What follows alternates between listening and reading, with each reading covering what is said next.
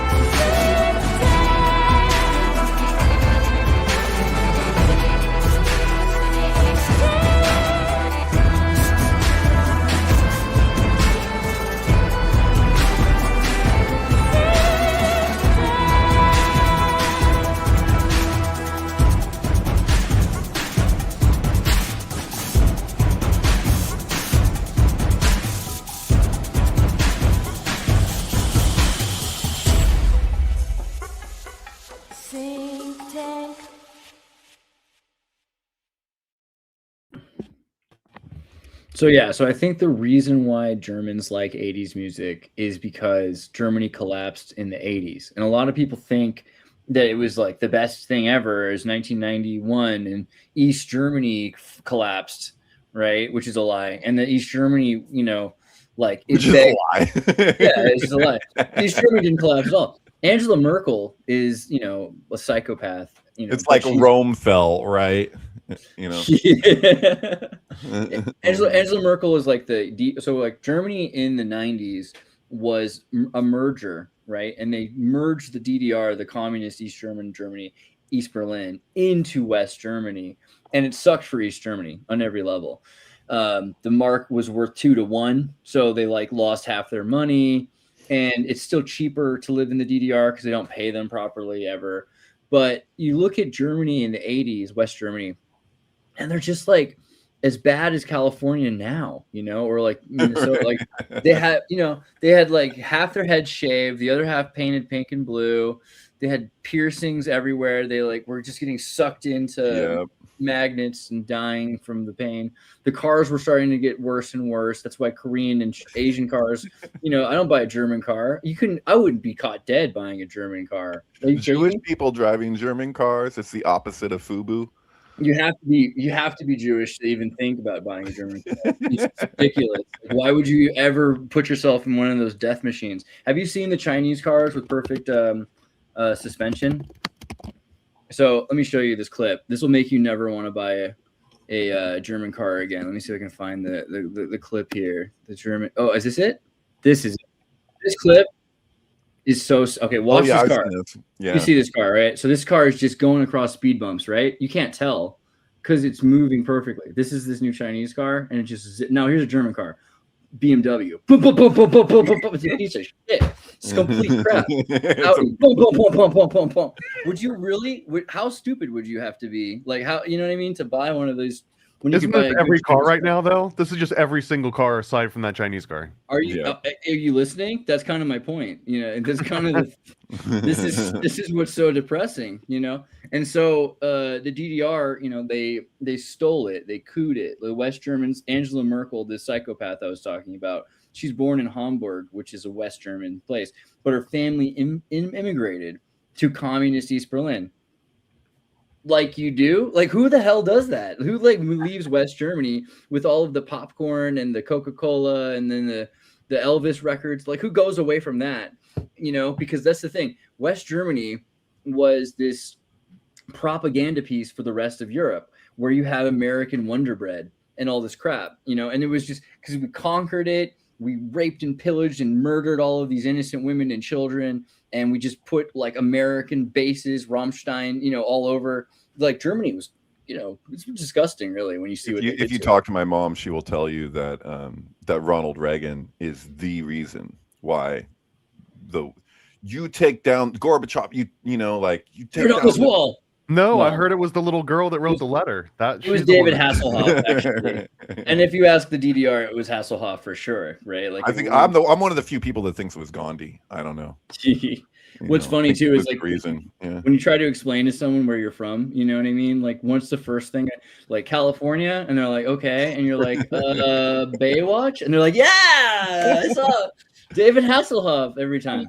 You were talking about the punk thing, like the styles and like all of that from the East German thing, and I was reminded of like National Lampoon's European Vacation, where Rust is like sees the guy with like the mohawk, or I think it's even a tri-hawk, and he's like, "That's the haircut I want, Dad. That's it." And he was like, "You don't want to look like a porcupine, do you?" But I do, Dad. I do want to look. I do actually. But yeah, so I feel like the 80s is this time that people remember because it was peak propaganda, and it was the investing the West did to make people want to leave communist countries, because they're like, you don't want to live in a communist country. They don't have enough stuff, even though if you really look at it, like the Soviet Union was hundreds of years ahead of where we are now in so many ways. There's all these quality of life things we have no idea about. It's just inconceivable to us that you could have fruit-based sodas available everywhere for 1/10 of a penny, and that there was you had your own cups, or there's a Village cup that washes itself, like the automation that they had. It was just so great in every way. Trams and trolleys, you could get anywhere, anytime, easily, free electricity, nuclear power just alone. Electricity in Germany, they shut down all the nuclear power plants, so it's like $4 a freaking watt. It's just insane. You're just like paying money to cry, like in the dark. It's not logical. But in the 80s, you had everything you ever wanted, because they wanted to convince these other places that they should abandon and betray their families and their people, and then they should join the West, because the West was degenerating, sterilizing themselves, becoming feminist, and then just there wasn't a lot left. But the DDR, right? The DDR, you had in the East Germany, you had traditional families of labor sources and workers. These still exist here. Like, they have morals. It's, as a Californian, inconceivable, but they had morals that still exist. And if it hadn't been for the fact that they stole the people of East Germany to keep Germany going, and the refugees, because bringing in conservative, trad-valued Muslims, of course, that work really hard, and the occasional Polak, you get to a point where Germany wouldn't have made it through the 90s. It literally there people today in the west of Germany don't like to work. They don't like to show up on time. They're lazy. They're boring and basic, and it's sad. But East Germans are like very hardworking, and they're the reason why Germany still exists. Hey, somebody in the comments says Hedwig and the Angry Inch seems very relevant. I agree with that on so many levels, actually. Like that, like some people want to treat Hedwig like it's like this kind of like anthem or statement that's like super pro trans whatever, and it's rough. Like, if you just look at the particulars of what happens, like he gets his genitals mutilated so that he can leave East Germany, to get to the other side of the wall.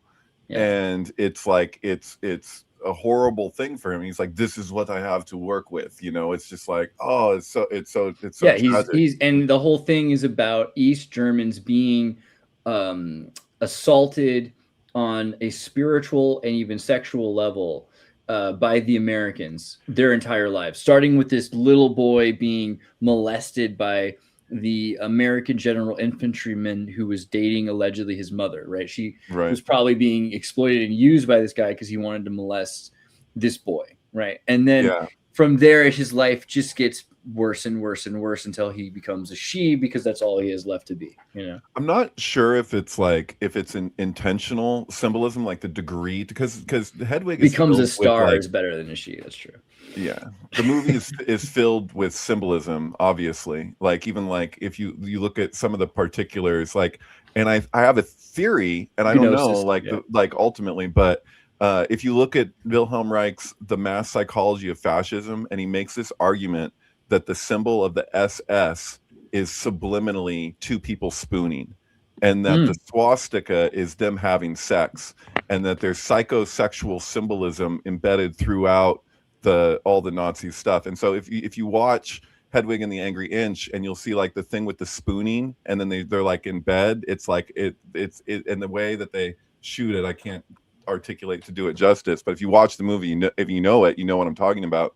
And there's this whole thing about like the origin of love, that we were one and then we became two, and that gets applied in like the symbolism of the SS. Like, it's this weird thing that they did, and I don't know the line to which, like, was he referencing the mass psychology of fascism directly? If he wasn't doing it on purpose, it actually makes it kind of even more interesting to me that it's just like this kind of subliminal thing, maybe even to John Cameron Mitchell himself. Like, I don't really know, but yeah, that movie is very, very, very poignant to the conversation, I think.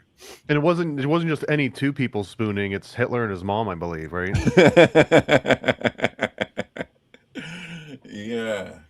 Well, there's also kind of a sync I've been paying attention to recently with when they're in the car, Hedwig and his I forget the name of the guy, that his boyfriend with the cross on his head or whatever. Johnny Gnosis. Gnosis. Thank you. You got it. Another yeah, symbolism. No, That's what the first place my mind went when you said that movie was filled with symbolism, right? It's Gnosis, yeah. Yeah, and this Christian kid, yeah. Yeah. So like he misheard the song. So he steals Hedwig's song, The Origin of Love, and they're listening to it in the car, and he has a strong reaction because he said if the original lyrics was Osiris when he's talking about the gods, and the kid changed it to Cyrus, King Cyrus, but he doesn't say king. He's just like he was one of the gods or whatever. But that Cyrus is being used right now. It has been used in the Iran protests because they're equating him with their cause. That and I can't pronounce it. What is it? Zoroaster? Yeah. Yeah, I want to say Zarathustra, and it trips me up because that was actually something from Nietzsche, which I always seem like a play on that, like thus spake Zarathustra. But anyway, it's very applicable in terms of what he did as king. Like, he rebuilt the Jewish temple for the Jews. Like, Zarathustra is Zoroaster, though. Yes, Cyrus got more territory than like anybody at the time. That King Cyrus is really important to the Jews as well. I mean, talking about Nazis and Jews, right? Because Cyrus, if you think about it, Columbus Day, October 22nd, Gregorian wise, in 539 BC. Okay, so Columbus Day actually falls on an older holiday. 539 BC is when Cyrus the Great created the Cyrus cylinder, which is the first, at least remembered, Declaration of Human Rights. Yeah, it's the liberation of the Jewish slaves out of the Babylonian exile when they were kept enslaved and they'd lost their temple. For like 100, 200 years, nearly 150, 200 years, they're living in Babylon as slaves. Cyrus shows up, takes over, and rather than destroy everything, he liberates all of the people and has them. He's like, well, I've given you your freedom, So it's very interesting, actually, Osiris versus Cyrus. It's, and then even Hedwig says, who the hell is Cyrus, or who the F is Cyrus? yeah. Well, and Billy Ray Cyrus did that song with the Old Town Road with what's his face, Little Nas X. And that's kind of like about the West and decay and crossing of the road, like the symbolism of that there. Right? Isn't it actually about his daughter? Isn't Miley that like Cyrus, a projection into the future of like what she would become? And what's crazy is Lil Nas X just recently checked himself into, or was found like wandering the streets in like a drug-induced stupor or something. So nice. Nice. If the song was about his daughter, and then like it was him collaborating with this guy, and like they both kind of had these falls from grace, but she's actually seemingly doing better than both of them combined. I don't know. Right. Totally. The whole reason I asked about the 80s music in Germany, though, was because I guess, like, do you feel like you've seen a lot of movies or read books where they involve like time travel, and then wherever they more go, than some audiences, song that's playing, like whichever like parallel timeline or whatever. Like Donnie Darko had a lot of 80s music. Or It was about 1988, so that makes sense for Donnie Darko. yeah. But yeah, no, 80s music is such a key. I mean, like Back to the Future. I think 80s is associated with time travel as well. It's my opinion that one of the main timelines that's achieved singularity already is in the 80s. Like Lockheed probably sometime in the 80s, and like one of the more prime timelines has already achieved singularity, ending up in, you know, the outside of history underground Martian layer that Ingo Swann talks about. But even just from a normie perspective, the 80s is the, you know, the last decade of perceived stability before the rupture. Then the rupture is so great. If you think about the Cold War and George Bush Sr.'s quiet dismantling of the Soviet Union, I mean, the Cold War really was a long-term World War III in order to completely destroy people's freedom and stability by creating a debt economy that made so much value in debt that it was more, the debt of the West was more valuable than the gross domestic and gross national products of the East, right? Like no matter how much that they tried to make. Here's a thing. Did you know that in the DDR, they made a kind of glass they invented that was actually, well, it's a glass that the Nazis invented, but it's a special material that they were continuing to use for consumer products. They realized that glasses break all the time. Let's make a bulletproof glass. And I think the way they do this is by using potassium chloride gas, which makes this density that the ions in this amorphic glass is so dense that you can take one of these pieces of glass and you can throw it against concrete from 30 meters, just bang, and it'll bounce off the ground. And, you know, most glass doesn't work that way. And if you were to work in a restaurant, you'd know that they have to replace 50 to 100% of their glassware every year. So the DDR produced this glass, and they were like, we'll sell it to Coca-Cola. We'll sell it to every restaurant. We'll sell it to all these people. And not a single corporation from the West wanted to buy this product because they make money off of broken glass, right? Every bottle that breaks is another product that they can sell. So why cut the limb that they're sitting on off of the tree? You know, they don't want to do this. But there were so many things that were designed for perfection, for sustainability, for the people, for the consumer, and all of these things had to go so we could live in this debt-based society where you have to constantly rebuy things. You can't just buy it once; you have to rebuy it all the time. And that's one of my only main beefs with capitalism, where I actually end up agreeing with a lot of the liberals when they go on a rant about the problems of capitalism, is that the quality ends up going down when your focus is solely profit. You have to sell people CDs. You have to sell them things that will degrade in time, so they have to get new things, and then you go on to the next thing and the next thing, and they're further and further, you know, like like you see that with like mini disc players. Like the mini disc was so goddamn good, not that it's perfect, but you could re-record in CD quality over and over and over again on this thing that's also protected. This little, you know, the disc is in another thing of plastic. Like why it died, it's like they were like, that's product's too good. We can't let this continue. When those came out, I believe you could also put like MP3s on them or something. Like they were so far ahead of the curve. You could have had your whole library on a little mini disc.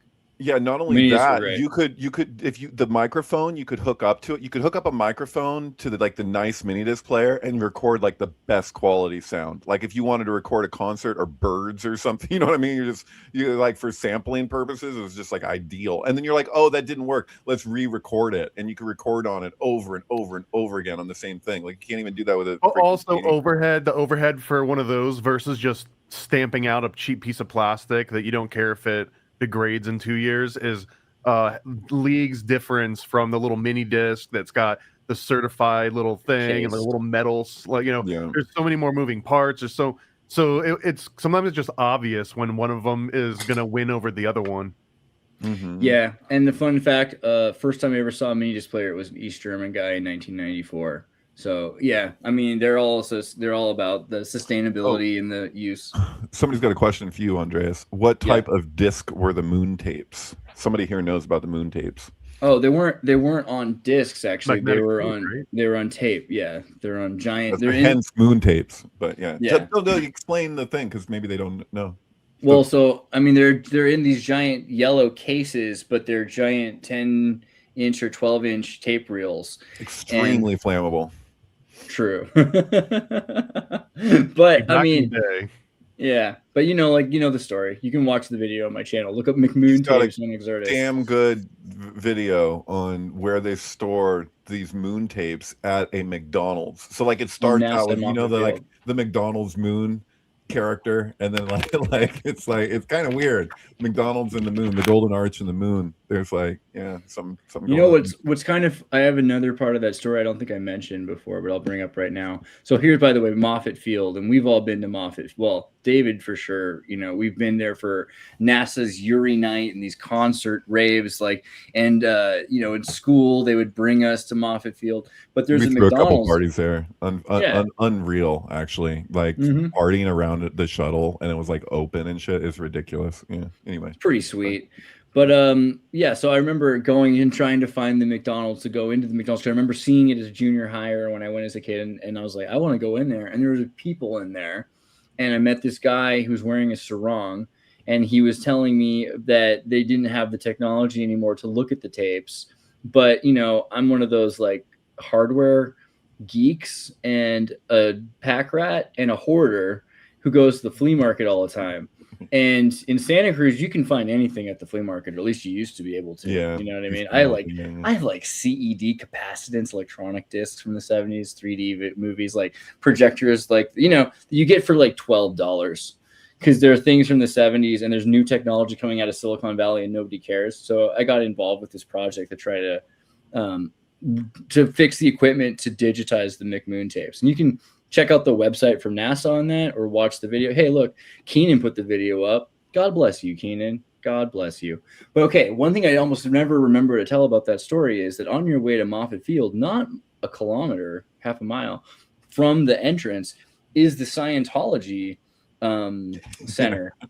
And I think one of the first times, not the first exact time, but one of the few early times, I think I went, it's 2010 or 12 or something like that.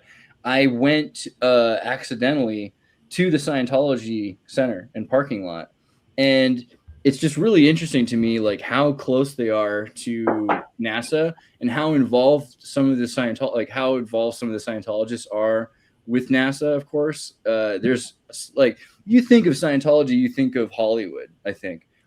I don't know. But the fact that they're so into space, and not just space, because NASA does all this research under the water or in Antarctica or underground or anywhere they say that they don't know, we know more about space than we know about our own world, is something that NASA says, which I believe. Actually, I think that's probably a fair statement. Did you know that they had a Scientology office across from the roller rink, kind of near downtown?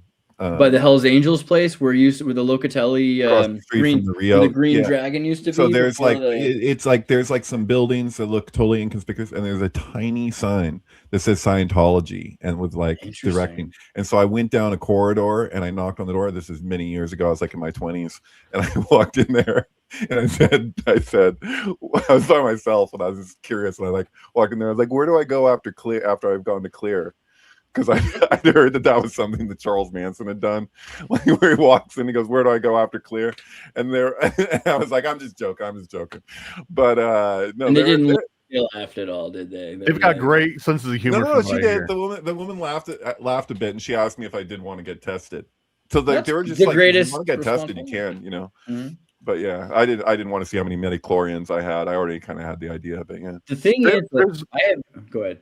Oh, so there's also a Crowley connection between those two, the NASA and Scientology, right? L. Ron Hubbard and Crowley, yeah. That's the OG, yeah, because it goes, Crowley makes the impression, and then L. Ron Hubbard and Jack Parsons do things with each other in the desert, and then Parsons ends up being the real guy, is actually in for it. Then he dies, and then Hubbard gets to ride maybe that sacrifice, that tragedy, and turn that into a religion. But you don't get any of that happening without Crowley beginning it, right? Yeah. True. If I was gonna Candace Owens this thing, I think I would just assert as a matter of fact. It's just, this is a given that L. Ron Hubbard killed Jack Parsons. Come on, we all know it. We all know. Come on. Specifics, or is it just it makes the most sense, so it has to be true? It feels right. I saw it in a dream. Right, Jack Parsons came to me in a dream and he said he was betrayed by his friend, and it was come on, we know who it was. Like a Wayne's World episode, yeah. I mean, It was like a naked Indian. well, I always took it that, probably his involvement, like the fact that he'd been in contact with Werner von Braun and had basically Jack Parsons single-handedly forced the United States military industrial complex to begin investigating rocketry because they saw the Germans were doing it. So he actually started the space race, like it wouldn't have happened without him in correspondence. That he probably upset just some of the right people to upset some of the, people involved, not even necessarily exclusively with the FBI and J. Edgar Hoover, but the people that went on to become the OSS, like even the early OSS and Gladio people. But the other thing is L. Ron Hubbard was doing chronicling. So usually when you have a ritual, you know how it goes. You got a guy in the center and he's doing the thing and he's got to be contained, but you have someone else who's there to kind of journal what's going on. And I think L. Ron Hubbard saw that as the tradition and wanted to bring it into the 20th century with recording equipment. So having the best equipment to really record, like if you have a camera, so he's John D. Yeah, I think he thinks he's John D. I think that's kind of what. And Parsons is basically Ed Kelly. Yeah, that's a fair analysis, maybe. Then who is Marjorie Cameron? Oh, easy. That's Jane D. Yeah, I was trying to remember. I was just trying to remember which his wife's name was, but yeah, come on. Younger, yeah, obviously. Okay. Yeah, I like Jack Parsons a lot, but I also like L. Ron Hubbard. I mean, not just because I don't want to get sued by like Sea Org, but I mean, honestly, when the hackers started going after Scientology and they started outing all of their information, it seems like most people's laments about Scientologists are different than their laments about Scientology. So, okay, maybe because of Operation Snow White and certain circumstances where L. Ron Hubbard had been, you have to remember what he was going through. I mean, he was being attacked at all ends. He had to live in a boat to get away from the United States government that was completely trying to exploit him, steal everything he had. Taxation is theft, don't forget. He was doing the best he could, and the U.S. government was just being evil like always. It's not fair to blame him for any of that, and he was trying to create a offense because the best defense is a good offense. So sure, are there people that have had bank accounts just mysteriously deleted or jobs lost? I want to point out too that in the original Mission Impossible series from the mid-late 90s. No, that's not the original. The original is from the 60s. Okay, well, the ones of our generation. The movies, okay. Not the second, because the second was the 80s and 88. So you mean the movies, the Tom Cruise movie series, the Scientology movie series of Mission Impossible. The third iteration. Okay. The very first movie starts out with a security camera, and it's showing like some operation going down. And in the actual time code, if you look it up, that exact date is the date that Scientology lost against some Supreme Court ruling to basically prevent the people that were online leaking all their secrets onto Usenet and stuff. They were trying to like legally go after all of them. And they basically ruled that once it found its way onto the internet, it's like public domain, public knowledge. We're not going to suppress it. We can't go after the people. The exact date that starts out. And I really feel that the entire Mission Impossible series is Scientology like, hey, remember Snow White? Well, we're just going to dangle some like real easy, low-hanging fruit for the audience. Totally. But wink, wink, we've got way more that we can be disclosing through this movie series. Hey, it's a deep one. You should make like a mini like Jake Kotza style IG video for that or something to just like illustrate it, like show the clip from the movie, show the date, like screenshot, whatever. Like, I don't know. It seems like, well, especially like if you go through the movies, especially like, the last movie is they just gave up. It's not even about Mission Impossible anymore. It's just straight up a Scientology Miscavige sermon, the way that movie works. And Tom Cruise is like Jesus Christ. He lives, he dies, he's reborn again. He's the submarine. And he sets up whenever he's on a set, he'll set up an entire tent, like a Scientology tent, so that people that want to go into it can, like, I guess, experience Tom Cruise level Scientology. So the original show, the one of the main actors would be the equivalent of Tom Cruise. I'd have to look it up again. I can't remember. But it's the character is Price from Stalag 17. So like symbolically, like if you know Stalag 17, it's the whole premise is that the guy in charge of security is actually the stoolie. So the guy who's like manipulating everybody, and it's like, and the whole thing is like, yeah, that's him. So that guy ended up in Mission Impossible, but he's like, they're like, you're security, you're always watching everybody, only who watches you. So there's like a who watches the Watchmen thing. So yeah, there he is in the second iteration, right there. You know, same guy when he's way older. So the Stalag 17 reference, and what's interesting about the first generation of Mission Impossible is they're showing things that happened 20 years earlier than the show. So the show starts in like 1960, or 64. They're talking about things that happened in 1940 or 1944, you know, all of the Gladio stuff. And it's a lot of the first season is all about what was going on with the CIA in Europe 20 years prior. Similarly, the 1988 show is talking about things that happened in the 60s, right?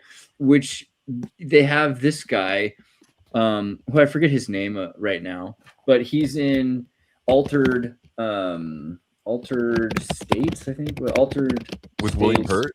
Yeah, he's in that movie. Let's see, IMDb. He's the character. It's like Jack Lily, basically. Well, what I'm trying to remember, Pullman was. It's the scene where he does the Mexican mushroom trip. Oh, and he finds this kind of anthropologist, and let me see if I can type in Altered States and see if that'll help here. Yeah, there you go, right here. So the guy who takes him to do the mushroom trip, that is the main agent, the younger version of the Stalag 17 agent from the 1988 Mission Impossible series. Gotcha. And he does so many interesting things in it. For instance, they have a job being, you know, drugging and terrifying a person into giving them the Swiss bank account information for a Nazi bank account that's been waiting till, you know, the 60s or 70s. Now this sounds like Robert Gordon Wasson a little bit, right? The banker / explorer / mushroom compatriot to VP Morgan. There might be a connection there. I mean, you know, at very least, ethnomycologist. What a great name, ethnomycology. It sounds like you like mushrooms and black chicks, you know. And he hung out with Hoffman all the time. They went and rode bicycles together and everything. Albert or Abby? Albert. Yeah. I feel bad because earlier Nicole started a sentence, but that was probably like 8 minutes ago, and so I don't remember what she was going to say. I doubt you do. Do you have any idea? No, I think I think it was the German stuff. I think I was still like just trying to ponder like the songs and time travel and parallel dimensions and the Nazis and the secret space program and all that. But I'm like way over that now. So well, I'll bring us back to that because I like a reminder of Disney that the release of Snow White was the first huge theatrical release of any really Western cartoon, right? The first feature-length cartoon ever made. Correct. And that was basically from Grimm Fairy Tales. And Grimm Fairy Tales previously, for like 100 years prior to that moment, was only outsold by the Bible. But more people read it than they had read the Bible. You just had to have a Bible. But everyone actually read the Grimm Fairy Tales. So what happens is that Disney repopularizes Grimm Fairy Tales right at a moment when Germany already feels like they're trying to find this new national identity to like latch onto.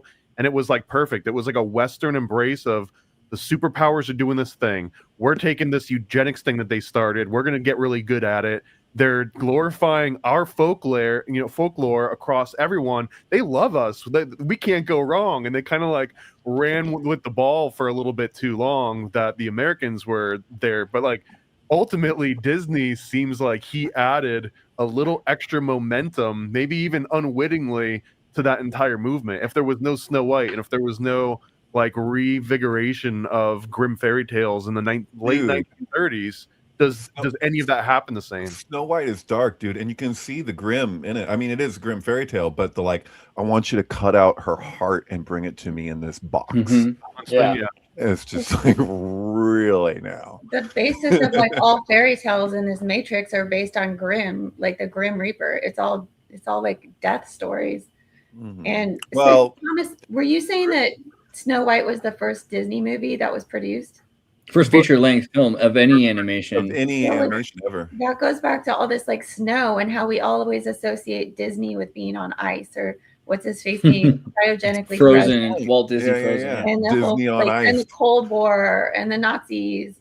And now like it's continuing on. We've still got all this fucking ice talk all the time.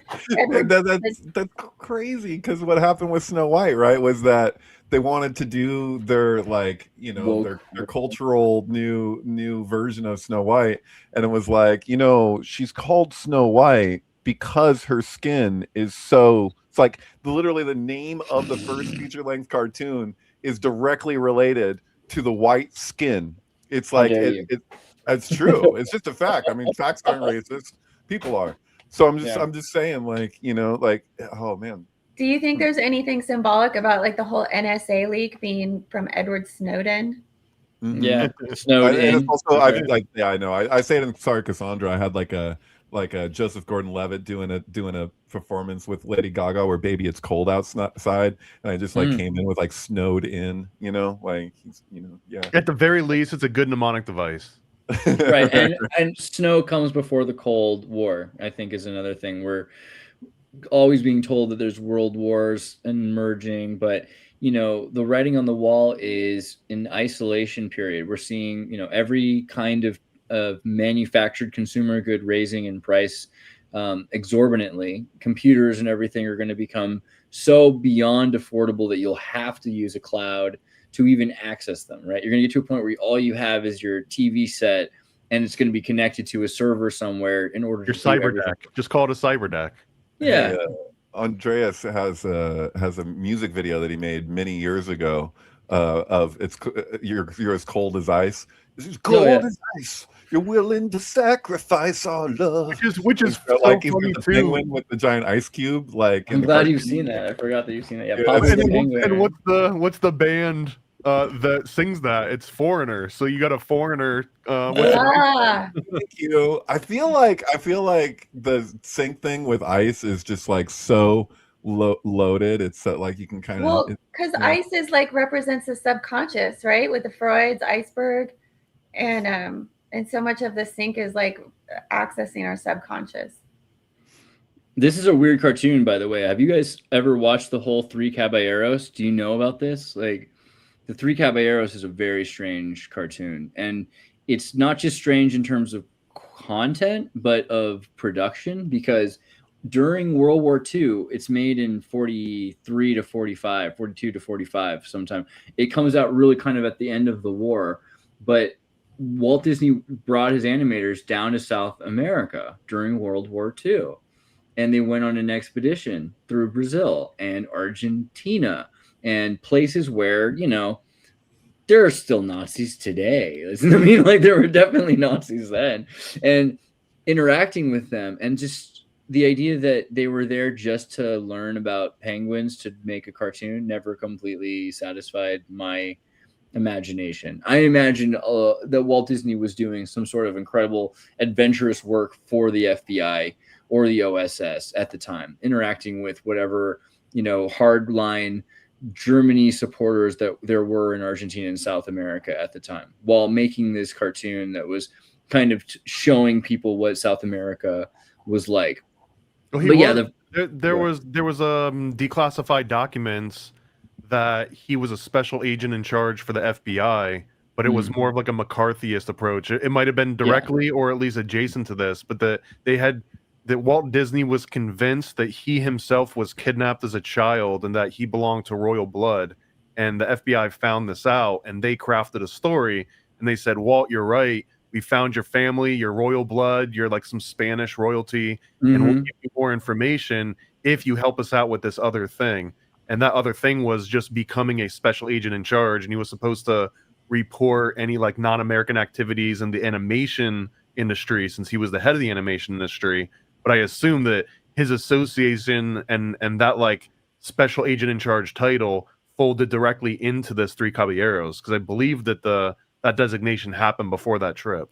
Yeah, for sure, because it happened when during the making, just before the making of Dumbo, and then he basically during Dumbo, because at the beginning, yeah, his team started striking, and he was very concerned about unionization in his animation studios. So he went and contacted the FBI saying, I think we have actual communists that are trying to manipulate my workers into joining this, organization that's anti-American essentially. And they're like, would you be willing to help? He's like, boy, golly, would I?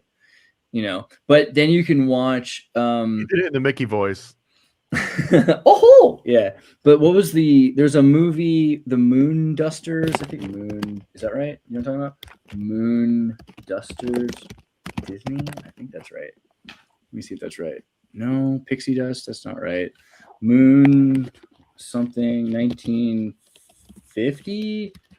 Moon, no, I can't remember the name of this now. I just showed Bill for the first time the Disney Wizard of Oz that was first aired on 9/11, 1957, I believe, where Walt Disney promises the children that he's going to do a full color version of the Wizard of Oz. And I have a theory that he's literally just talking about 9/11, like that 9/11 was the Disney Wizard of Oz. Because the way he assures them that this will be produced, like we're going to do this. What's his Osama bin Laden's CIA name supposedly was like Tim Osman. There's something going on, man. I want to go back to the kids are like hiling up the cake. It's like it's ridiculous. If you haven't seen Disney's Wizard of Oz, you can find it on YouTube. It's pretty short. It's just like, it's a production that's like, this is kind of a rough sketch of what we're going to do, but it never happened, Right. Okay. So that's what I'm thinking is Moon Pilot in 1962, and then Son of Flubber is 1963. Okay. So in 1950, Walt Disney, Disneyland Television until 1955, when Disneyland came out, was doing a show on ABC called Disneyland TV. And it was not because anyone knew Disneyland was going to exist yet. In fact, he was doing this to cement the idea in your mind. He's like, every week you will join us in this in Walt Disneyland in your mind. And in your mind, there will be new places. We're going to imagine a land of fantasy in your mind called Fantasyland. And there's going to be Frontierland. And then eventually it was like, wouldn't it be great if there really was a Disneyland you can visit? Well, now there will be. Come June 5th, 1955, you'll be able to visit the real place. But for a while, it was just in the hearts and the minds of every people, because that's the Freemason slogan, right? On the top of the Hollywood Temple. He wasn't Freemason. He was No, I'm just saying. He was a Rosicrucian, man. Freemasons build their temples scattered across the many nations and in the heart of men. Thus says the temple in Hollywood that Jimmy Kimmel's show is, right? Wasn't he some kind of honorary offshoot of Freemason? Didn't he have some Freemasonic?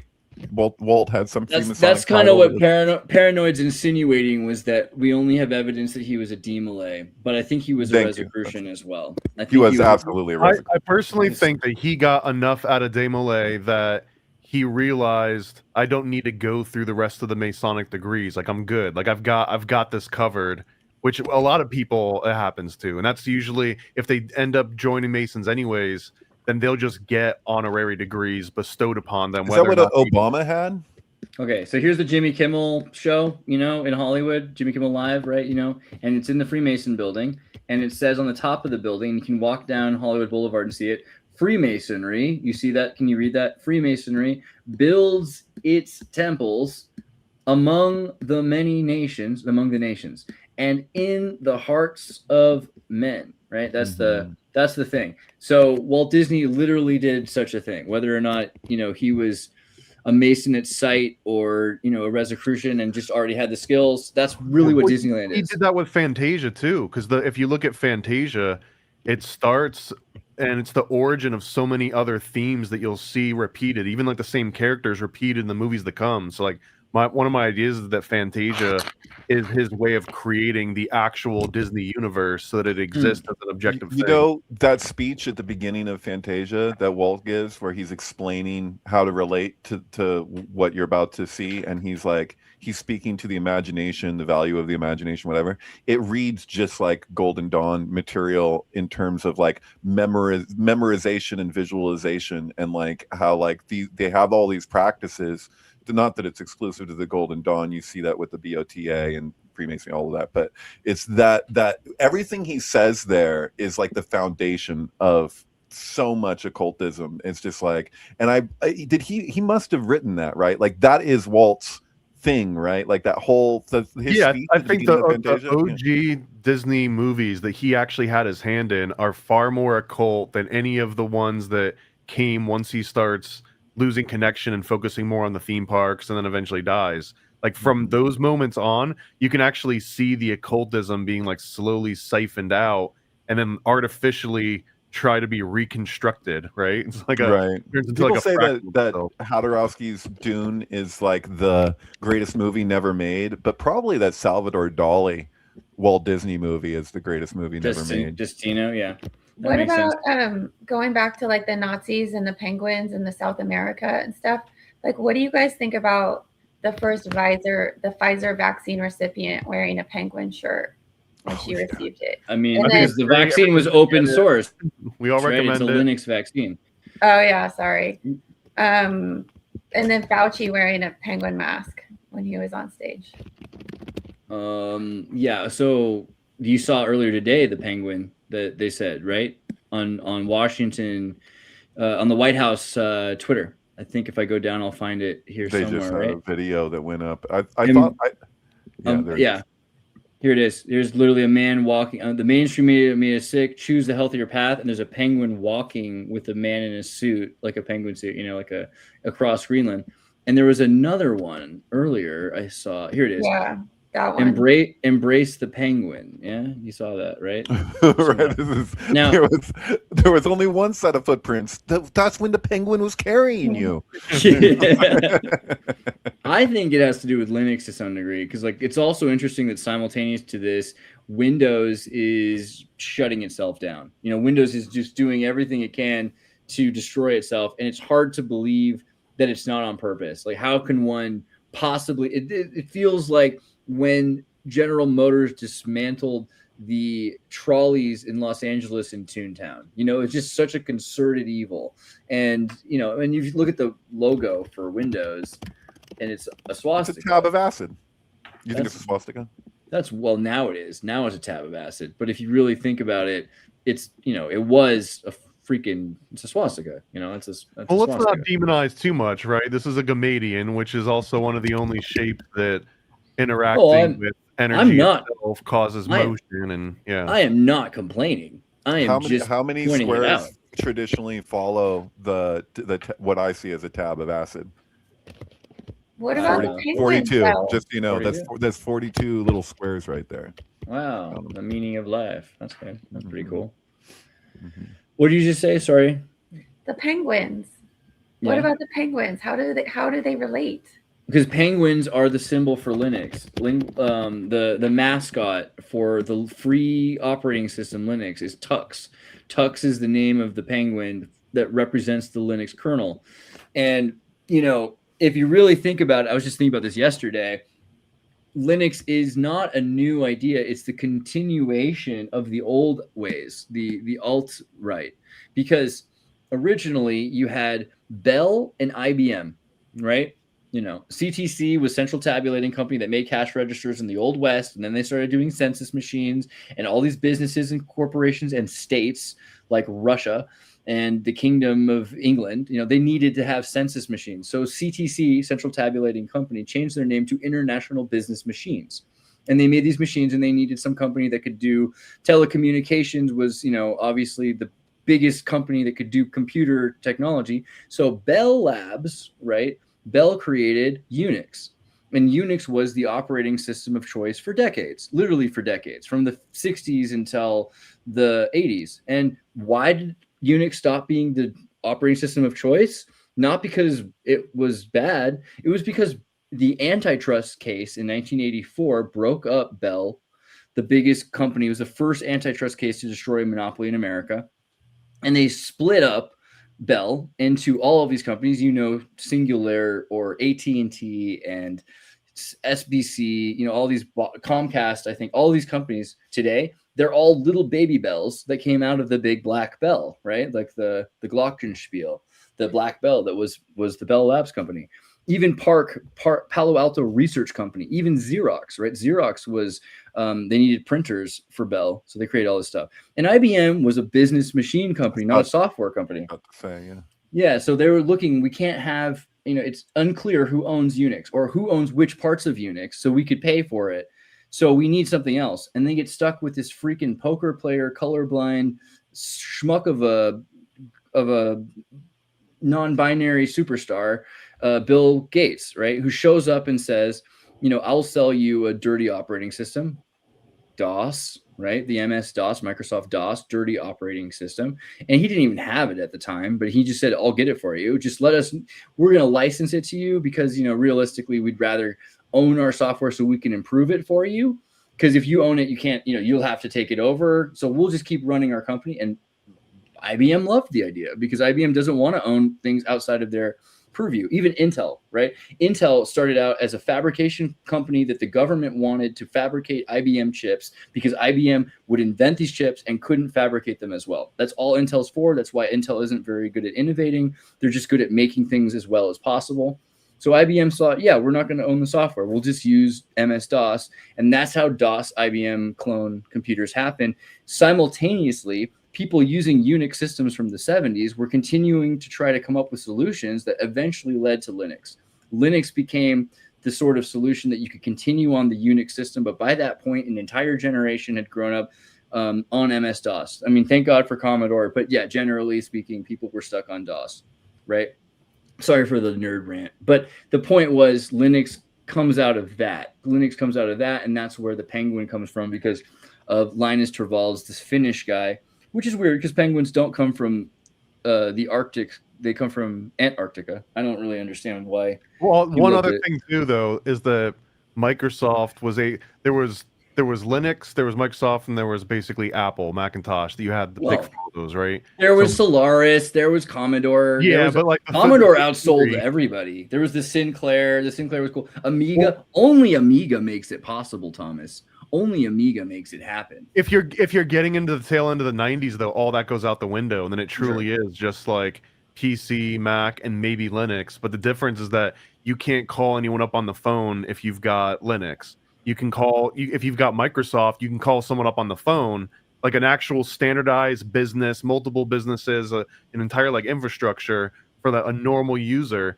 And that was what Apple was supposed to be. Apple literally started advertising itself as like a computer for Joe Sixpack, which is kind of funny in like retrospect, but and it ended up pricing itself and the experience out of that. So Microsoft was the only one after they had already dominated IBM and the business machines, but when it actually came to the consumer market, they hit like the price point. And if someone was like, well, I could just do Linux for all this extra, for $100 less, which was back in the 90s was like $400 less, but you couldn't actually get much support unless you wanted to just be berated to death by computer nerds on the way there.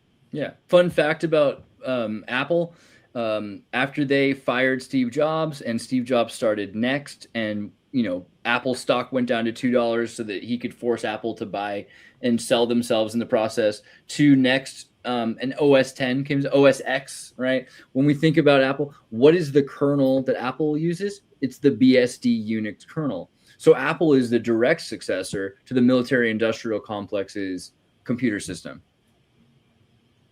People don't think about that. People don't think about that, I don't think. I mean, sorry, we went super nerd, and Nicole's like, I really don't care about Linux kernels. That's fine. That's all right. No, I'm sorry. I apologize. I have like severe ADHD. You guys have been talking about stuff that's like so out of my element. This whole I've never watched the Mission Impossible. I don't know really computers. So I apologize. The only thing you need to do is watch Mission Impossible. I don't really care about the computer stuff, but yeah, you should see that, because especially the newest Mission Impossible, like I was saying, is a direct departure from the Operation Gladio thing to an extent, directly into the Scientology lament. And a big part of it is going clear, humanity working against this artificial intelligence that's called the Singularity. Isn't that right? Isn't that what it's called? The Singularity is the villain.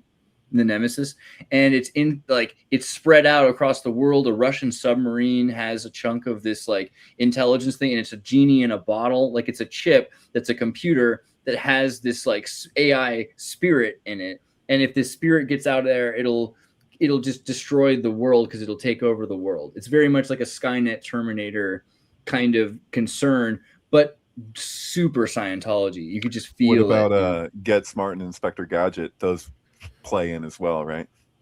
Oh, I mean, elaborate. Get Smart. Inspector Gadget, I can see.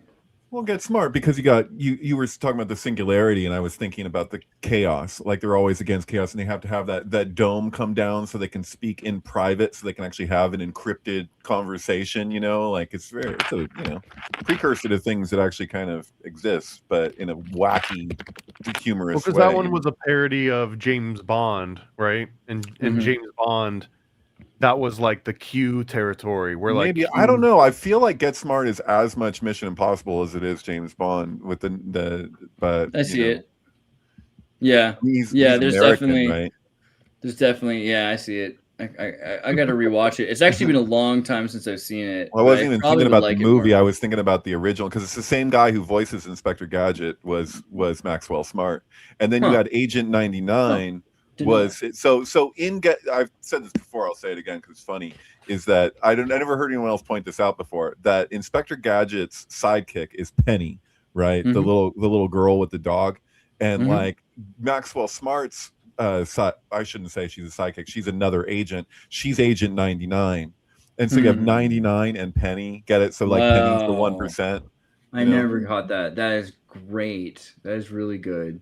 Yeah, and there's something kind of about, the cat and the dog, like all cats, the dog. I mean, the whole thing with the other thing is she's using an Apple Newton, which doesn't really exist, but her book is a computer, which was the Apple. Yeah, she basically has a MacBook. Like, that's what Penny uses.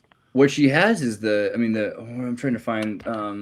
Because she writes in it too, right? She does. I'm trying to find like the future thing. It was General Magic that actually made it. This is it, the Apple Knowledge Navigator video. Have you seen the Knowledge Navigator plan? It's in 1987. Oh, yeah. Well, you know what? I can at least show you a little bit of it, because it is really fascinating that they invented the iPad like decades earlier. And then Steve Jobs was so hurt by not being a part of it that he just canceled anything that was started while he was gone. He's just like, any project that was started while I was not part of the company is abolished instantly. We'll skip ahead. Surprise for attention on it. Here we go. It's term paper. And your mother reminding you about your father. Surprise birthday party next Sunday. Today you have a faculty lunch at 12 o'clock. You need to take Kathy to the airport. You have a lecture at 4:15 on deforestation in the Amazon rainforest. Right. So, I mean, this is the worst quality copy I've ever seen, but you can see here. No one's getting custom video recordings like this, dude. We weren't even nowhere close to this. I mean, Max Headroom, like it could happen. But no one's getting right. But it's the vision. Is it that much different than 2001: A Space Odyssey? Well, that was one of the cool points that Joe made with Back to the Future Predicts 9/11, was that he's saying the whole idea of touching the screen is so central. Like, it's like there's the screen, and then there's the like, we're just spectators, and then we cross the Rubicon when we can actually reach out and touch the screen, the monolith, and affect things in that way. That our interaction with the screen is really where it's at, which is very McLuhan. I think it's a little overrated, honestly, because your finger gets in the freaking way. It's like an actual issue. You know what I mean? Like, it doesn't matter. You got bigger fingers than me. Well, I do, but I want to point out too that like the iPad also originally came from the planning at General Magic, which was a company like after Steve Jobs left. There was a bunch of defectors, and they all form another company called General Magic, and they end up bringing, I don't know whose brainchild this was, but they bring in like the CEO of Apple at the time, and he's also part of this, and they're working on the first smartphone / iPad device, the very first one that ever existed. And they had the beginnings of eBay in there. They had the beginnings of like all these other companies. And right when they were going to bring it to market and they were going to make their big announcement, the Apple guy, he does the announcement, but he does it on behalf of Apple. And he's like, here's something Apple's been working on. And everyone in General Magic was basically left holding the bag. And they were like, uh-oh, like now we're in trouble. Well, it was Mike Perrott, I think, and then Bill Atkinson, who were from Magic, and Sony even and Magic Cap was the operating system that Sony ended up using. They had a whole bunch of businesses buy in, become partners, like we're integrated, but they didn't actually have the product. Meanwhile, Apple was developing the real product. It's a wild story, but if you look into that General Magic, all the thing that fascinates me is the thinking that actually went into the dimensions of the thing that you're going to have in your phone. Like they went with sacred geometry. They used Fibonacci numbers. They figured out the exact dimensions that would make you want to keep playing with your phone even when it was off, which was something that was unheard of. Like when you weren't using the computer, you weren't using the TV, or you weren't using the microwave oven, like you turned it off and you walked away. That was the relationship. They wanted this new thing that's like, it's always on. You want it always in your pocket. You want to always be touching it, whether it's on, whether it's off. Right. And all of that was not just like, oh, it's funny how people are obsessed with holding their phone and playing with all the time. That was in the DNA at General Magic, and then Apple inherited it. Well, you know so Paul Allen bought General Magic, but yeah, sorry. That reminds me of that show that you were talking about, Andreas, The Wayward Pines, how it's like the warning to all the citizens is like, always answer your phone when it rings. So Mike Perrott came to Steve Jobs, I think, actually, because I forget exactly how this goes, but the way I remember the story is that Steve Jobs, when he heard about it, said, I forget if it was, I think it was the SMS device that they were working on. And then 1999, 1998, they were working on an SMS device. And then Steve Jobs said, I don't see it. And he gets a whiteboard, and he says, because that's what Steve Jobs was all about, by the way. He loved whiteboards. And he draws like the Mac. He does a picture of an apple and a square, and he's like, this is the Mac. And like the Mac is the center of the universe, and everything connects to the Mac. You want to do an email, you want to do this, you want to do that. And then Mike Perrott says, okay, here's how I see it. And he went up to the board and he's like, this is in your pocket, your desk. You're talking about the Apple computers on your desk, right? Well, then you have to go to your desk.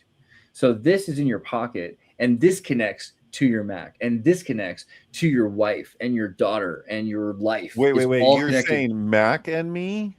Are you saying iMac, Mac and me, me? Yeah. Me and I don't know. Is it about alien contact or something? Is that where Paul Rudd came from? Yeah. Mac and me, dude. Mac and me is underrated. Is Mac and me like a weird, like we're gonna make something so goofy, but it's gonna encode so much and people will discount it. But like this movie feels like prophetic to me in the weirdest possible way. Totally. I think I like it better than E.T. sometimes. By the way, I recommend the Mystery Science Theater 3000 take on Mac and Me. It's very enjoyable. But I saw this movie in the theater when I was a kid. It's Jennifer Aniston's first movie, but she makes a very small appearance in the Pizza Hut or whatever it was. Or yeah. Do you think there's any connection between eyes and Mac as in terms of macular, like with the seeing the visions? I mean, there's got to be, right? That seems really reasonable. Like we have an iPhone, and then like Siri is iris backwards.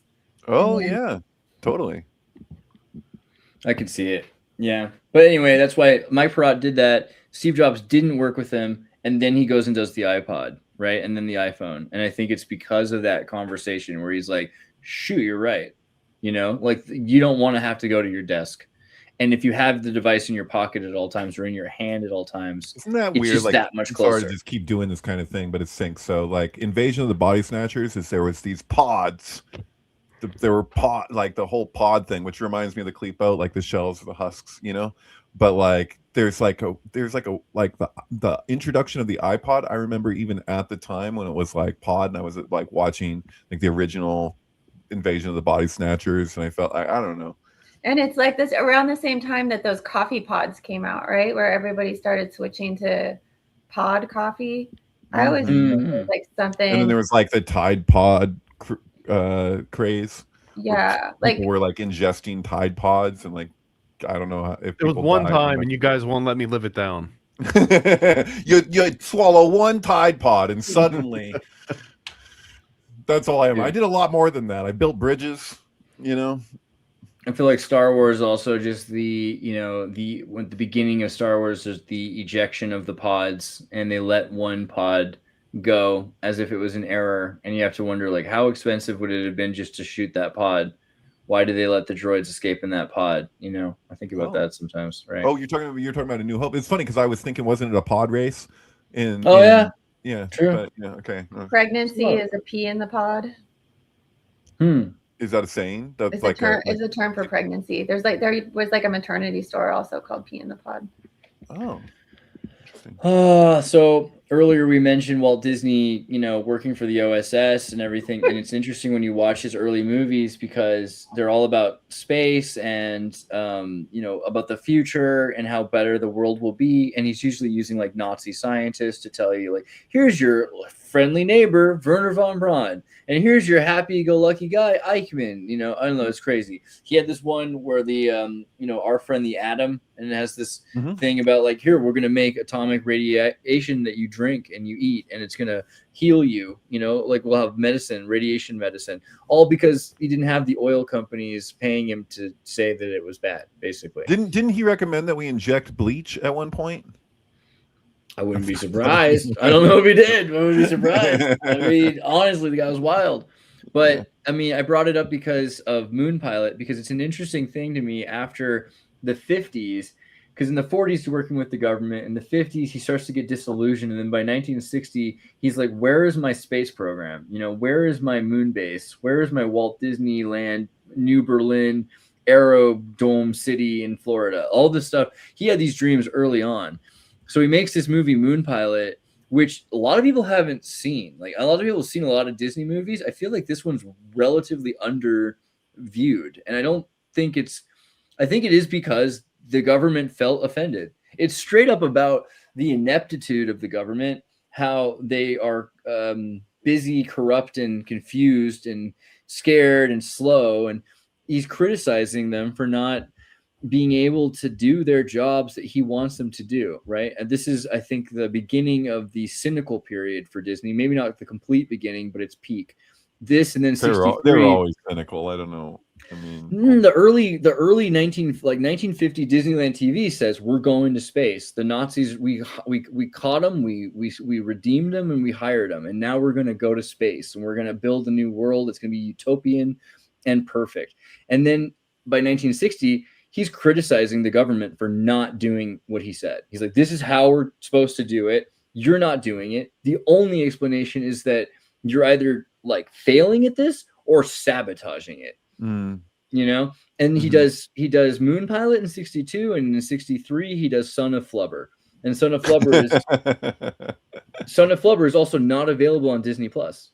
You can watch the Absent-Minded Professor, the first one, but I don't think Moon Pilot or Son of Flubber are on Disney Plus, and they're the most critical of our government Disney movies that I can think of at that time, because they launch a guy in that movie. They do launch a guy into space, like they kick him and then he doesn't come back. But in the first Flubber, they sell to the government Flubber, which is going to save the university, right? They're going to get all this money for inventing it's all about this maker space in this high school where this professor has access to all American technology.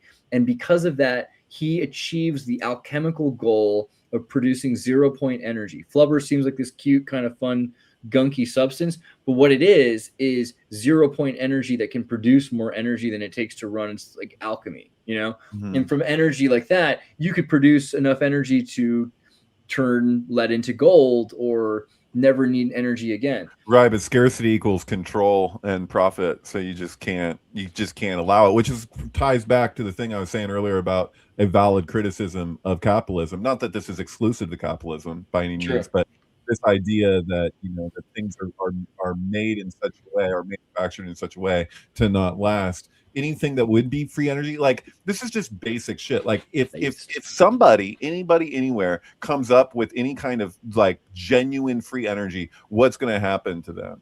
You know what I mean? It's like trying to come out with eggnog in another season. You know what I mean? It's like the dairy mafia is going to come after you and destroy your whole life. What's going to happen is they're going to accidentally forget to carry the one, and they're going to explode themselves. That's pretty much what happens, right? Yeah. Well, what happened? Oh, by the way, I didn't see this super chat from Mr. Lee Morgan. It's always a pleasure to see this gang. Thank you for your work and time. Cheers. We appreciate you, Lee Morgan. Thank you for being here. Thank you for the support. But in Son of Flubber, you find out that the government refuses to pay him for the finding he has. They won't tell him the value of it or what they're using it for. He's not allowed to do anything with it again. He can't sell it to anybody else because the government's controlling it. And the university is now going to go bankrupt because of the government. And I think that's interesting because then the whole university, they have one professor and they'll destroy everything. They're going to destroy everything. They're going to destroy everyone. And more than that, the first movie shows how flubber could be used. You got carpets made of flubber. You throw your baby on the floor. He just bounces back up. Everyone's happy. You throw your eggs down. They bounce back up. Especially the baby. Yeah, he's having a good time. But 3 years after this movie, Walt Disney's dead. And I think that's when Walt Disney's on ice it's because of this period, because Walt Disney died young and not with a lot of warning. And it seems like it was just 2 months after he announced Epcot, right? Experimental prototype community. Walt? Is that true? I mean, I don't have all the evidence, but I believe it like 100%. I believe it. I mean, he invested in all the companies. WED Enterprises was the Walt Disney Engineering Department, WED.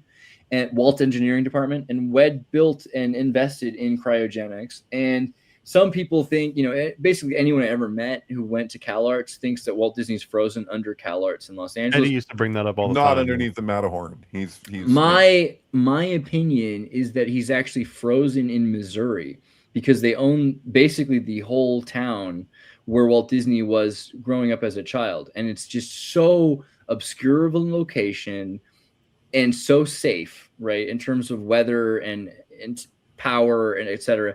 The ultimate place to hide him really is underground in Missouri in his hometown. Have you seen the footage of when they cut off Timothy Leary's head to freeze it? No. How do we see that? I saw it on YouTube about maybe 15 years ago, like early YouTube days, and it's probably pretty damn hard to find now, but it's they cut his head off. Would they use like a saw or a laser? How do they cut it off? I mean, it was kind of gruesome. Like you're literally watching a severed head. I can't remember exactly. It's been so long, but yeah, you can. I'm like looking for the footage to share. I don't know where to go. Yeah, you'd probably get. I mean, it's a violent thing, but they're doing it like surgically. Like it's very like they got a bunch of people like in like medical garb. Then they cut it and they put it into the container and they freeze it, and you can see the whole thing happen. Yeah. That's a simulation, folks. That's not really his head. That's not really it. No. But there is a real video of it. I swear to God. Yeah. It's just that kind of thing is, some people might not want that out there for everyone to watch. Timothy Leary's head getting cut off. It's in bad taste, All of a sudden, I was paying a lot more attention. I don't know. I mean, I think it is interesting to see, what the world was like in the promise of tomorrow, like Tomorrowland and the promise of tomorrow. That energy kind of disappears, and the anything is possible 50s mentality. I think it existed again in the 80s, and so that kind of ties back, when we were talking earlier. What's there's a show in both Orlando and I think it's in on the West Coast where like you go into like a little theater and it spins around and it kind of starts in like the 1900s and it shows the type of technology that grandma and grandpa have to use, and then it kind of like spins, and then you're in the 1930s, and it spins, and you're in the 50s. It's and like a great, big, beautiful tomorrow. there you go. Yeah, I don't know. I can't remember the name of the damn attraction.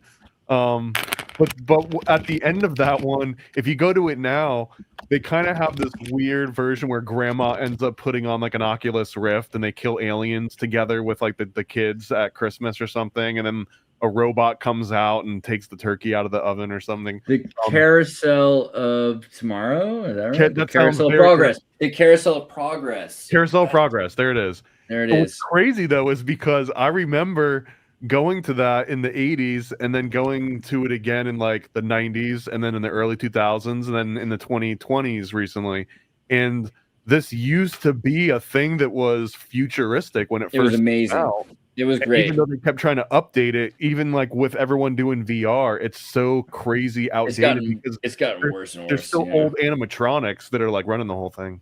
But now if you go to the Carousel of Progress, you can't get in because it's like a Disney Star Wars lounge for Disney Vacation. Is it not a Logan's Run reference?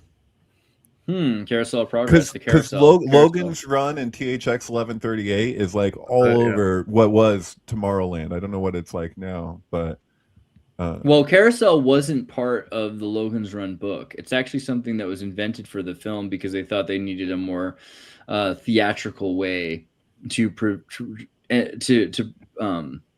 express, you know, the eugenics of Logan's Run.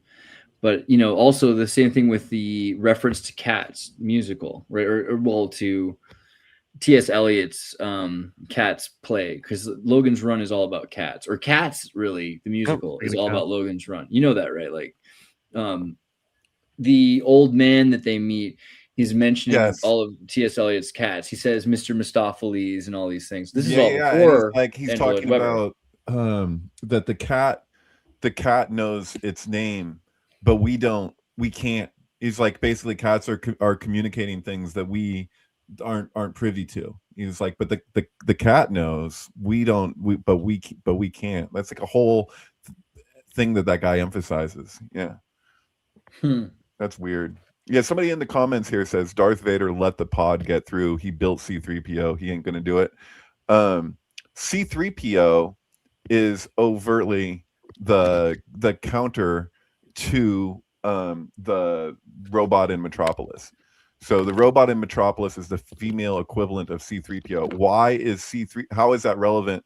Because Metropolis has everything to do with Babel, and what happens when Babel falls is that no one can understand each other's speech. So C-3PO is a protocol droid.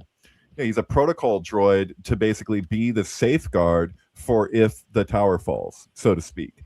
So in other words, we'll still be able to understand each other's speech even if the thing collapses. I mean, everything's about Metropolis, and Metropolis is about, I mean, there's no point in history it's mattered more than today because it's 2026. This is the year Metropolis takes place. Yeah, Metropolis is about 2026. So we're living in the Metropolis era finally. And, you know, it's all about alchemy and everything else. It's the most important movie ever made. But you just said something. Wait, what movie? I haven't seen it yet. What is it? The most important movie of all time. What movie? Metropolis. That's what it's called?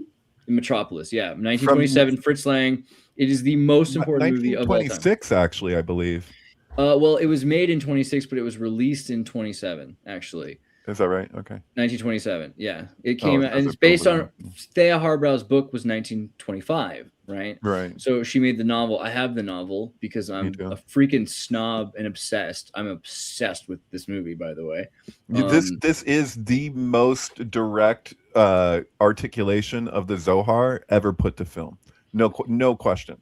So all the archetypes that are communicated in the Zohar with the exile, the Shekinah, and all this being replaced by a replicant, the cunning handmaiden.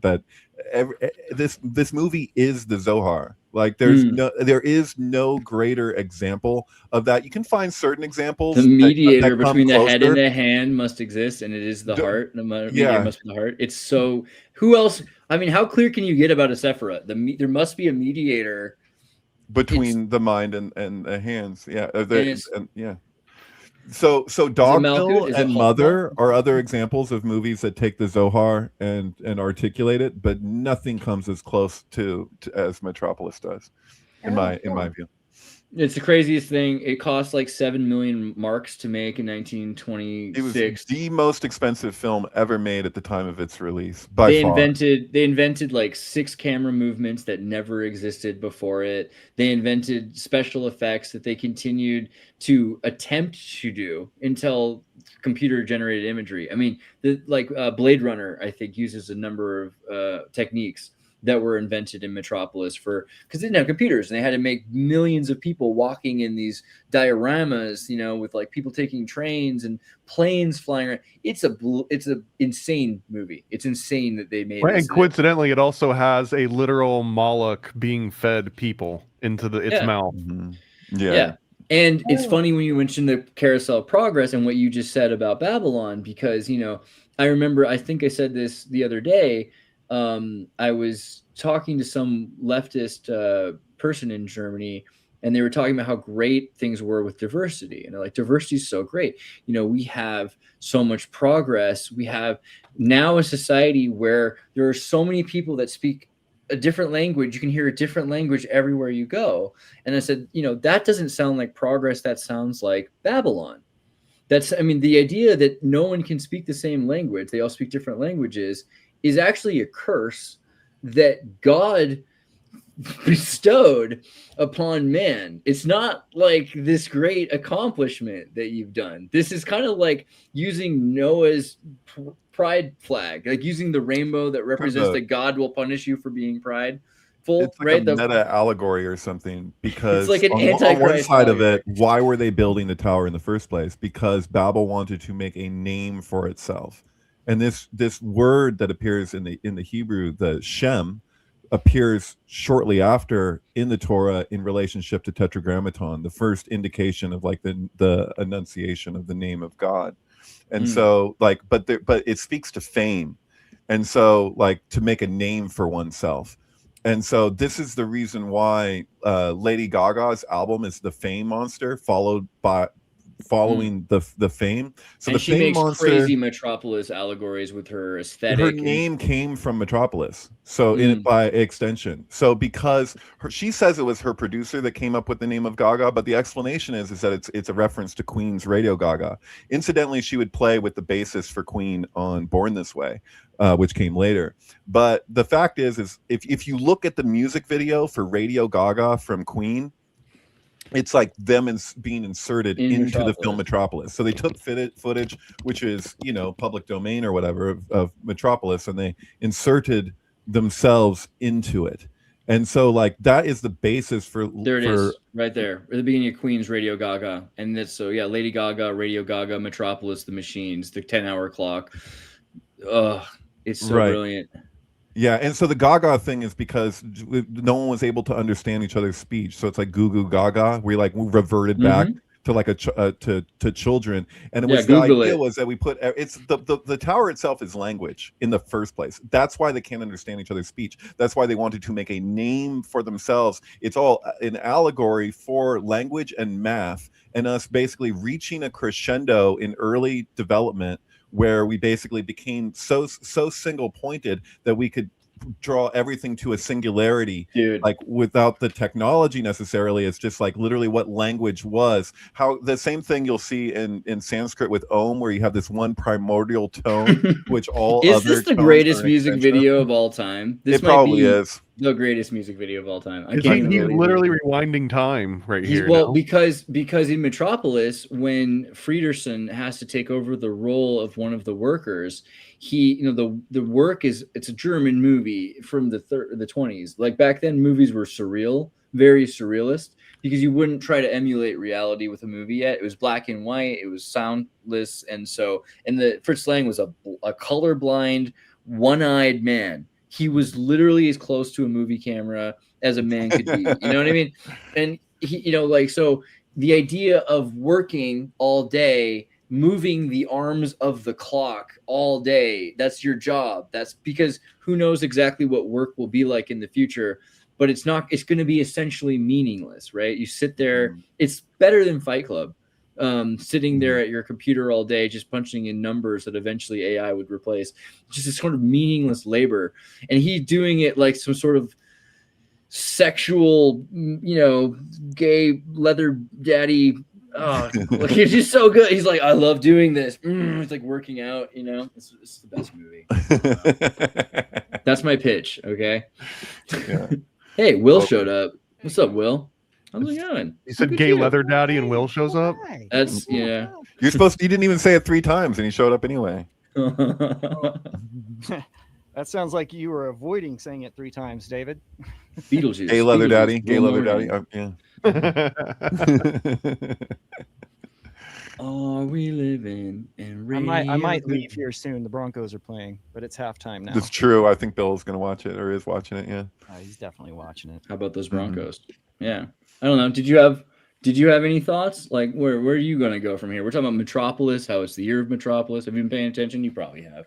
I know you. You listen. Well, I mean, it's the year of Metropolis. Metropolis is largely about Babylon, right? Exactly. It kind of line up, right? I mean, in every way. You guys have probably said it all. Well, what we were saying was just that the idea that we live in a progressive world where everyone speaks a different language now is literally a punishment from God, not a progressive goal that we've reached, Did you guys see what I put up on X recently? The comment, I can't remember the guy's name, but it was during the WEF. Tell us about it. Well, let me see if I get the exact quote correctly. But basically what it was saying was that, here it is. Humans have the authority in Judaism not because of our experiences, but only because we learn words in books. Now humans can read and remember no human can read and remember all the words in the Jewish books, but AI can easily do so. This is by Yuval Noah Harari, thank you. I just know his last name, but what I'm like, this is you all know the face. It's basically the same thing that Karash was saying, because there's a period of time where the separateness of religiosity is going to be overcome by AI, and we're already there. I don't think people are using AI specifically for religious text, but all AI are trained on all religious text.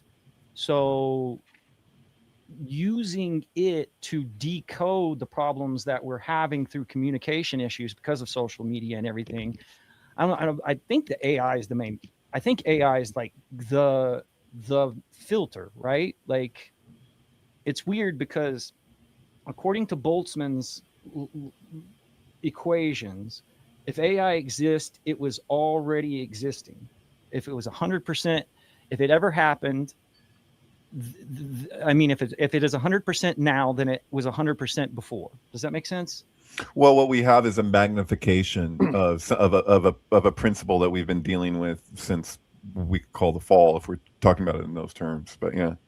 My understanding of that principle you're talking about, though, it's that if AI were possible, then it would have already been achieved by now. And we don't know. We can't tell if we're in a simulation where AI has already been 100% achieved, or if we're in a reality where we always get to like 99% of the way there, but that last 1% results in Tower of Babel, you know what I mean? Like falling, right. And that we're stuck in this doom cycle to constantly re-innovate and reinvent AI and get it right to the brink, and then everything falls apart forever. It's like basically one of those two options.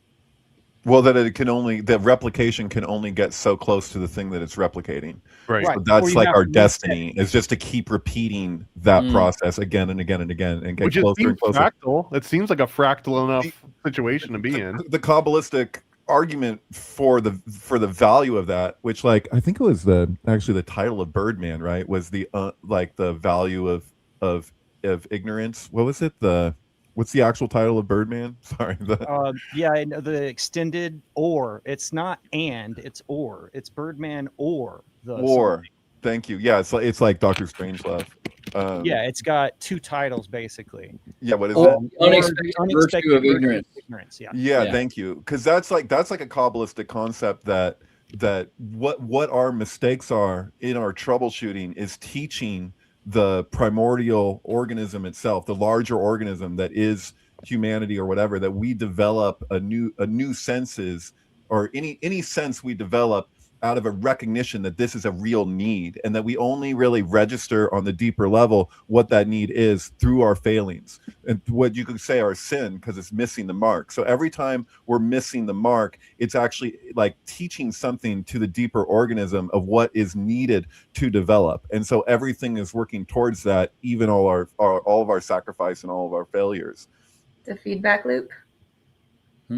Basically, yeah, which is like speaking about like in 2001, you know, when they all get that piercing sound when they're on the moon, and they're like, it seems to have been deliberately buried, and they encounter the monolith for the second time, and then they get that they're taking photos of it, and they're turning the camera as they're taking the photos, and then all of a sudden they hear this like crazy pitch, and they're like all covering their ears like, and it's apparently that's because it's a feedback loop, because they're looking at the screen itself, they're taking photos of the screen itself, and then it's just, you know, perpetual. But yeah, there's something to be said for that. Yeah.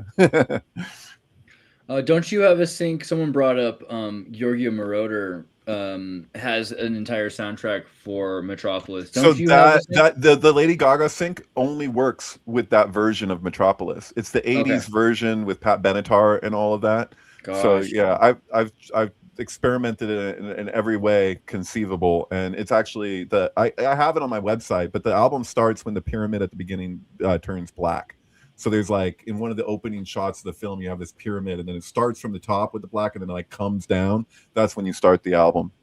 But yeah, crazy stuff happens throughout that one. There's like the song Telephone starts the moment that the guy picks up that enormous phone, and he's talking to the leader of the workers on the screen. So he's like doing FaceTime, and like he picks up the phone, and it's like the song starts with a phone call, and then like the beat drops like right as he hangs up the phone. It's ridiculous. There's a part where if you listen in Dancer in the Dark, in that song she also says find your Jesus, find your Kubrick, which is a really interesting line. But that song has a little sample that goes kill him.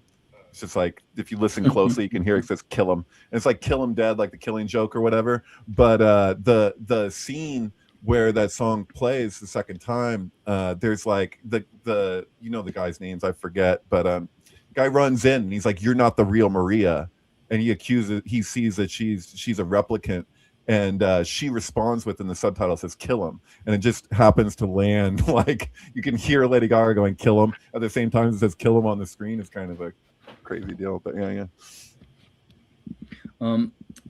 Go ahead, but I have something. I have another. Finish what we're talking here first. Is there more that you want to say, or me? No, I'm just saying it's like, even if you don't like Lady Gaga or you have whatever opinions you have, it's crazy. Like, it's crazy to watch. Like, I will watch it over and over again. It's amazing. The Fame Monster and Metropolis.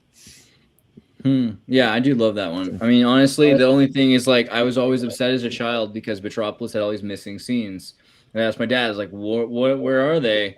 It's like, well, you know, the Americans bombed all of the copies of them. They blew up as much of Germany as they could. And destroyed. We have a version of it there's like 4 or 5 different versions of it, and one of them is crazy long with all original footage. So eventually they found it, and so, you know, the whole story, right? So, like, I knew a girl, and her grandmother was a widow who lived in Argentina and had a 8 or 16 millimeter print of Metropolis that had somehow survived until 2008. And I know people who do, like, you know, film restoration. So this led to, like, the last few scenes being saved of Metropolis. When I saw it in 2010, I freaking cried, you know, to see the rest of the movie, like, blew my mind. But totally.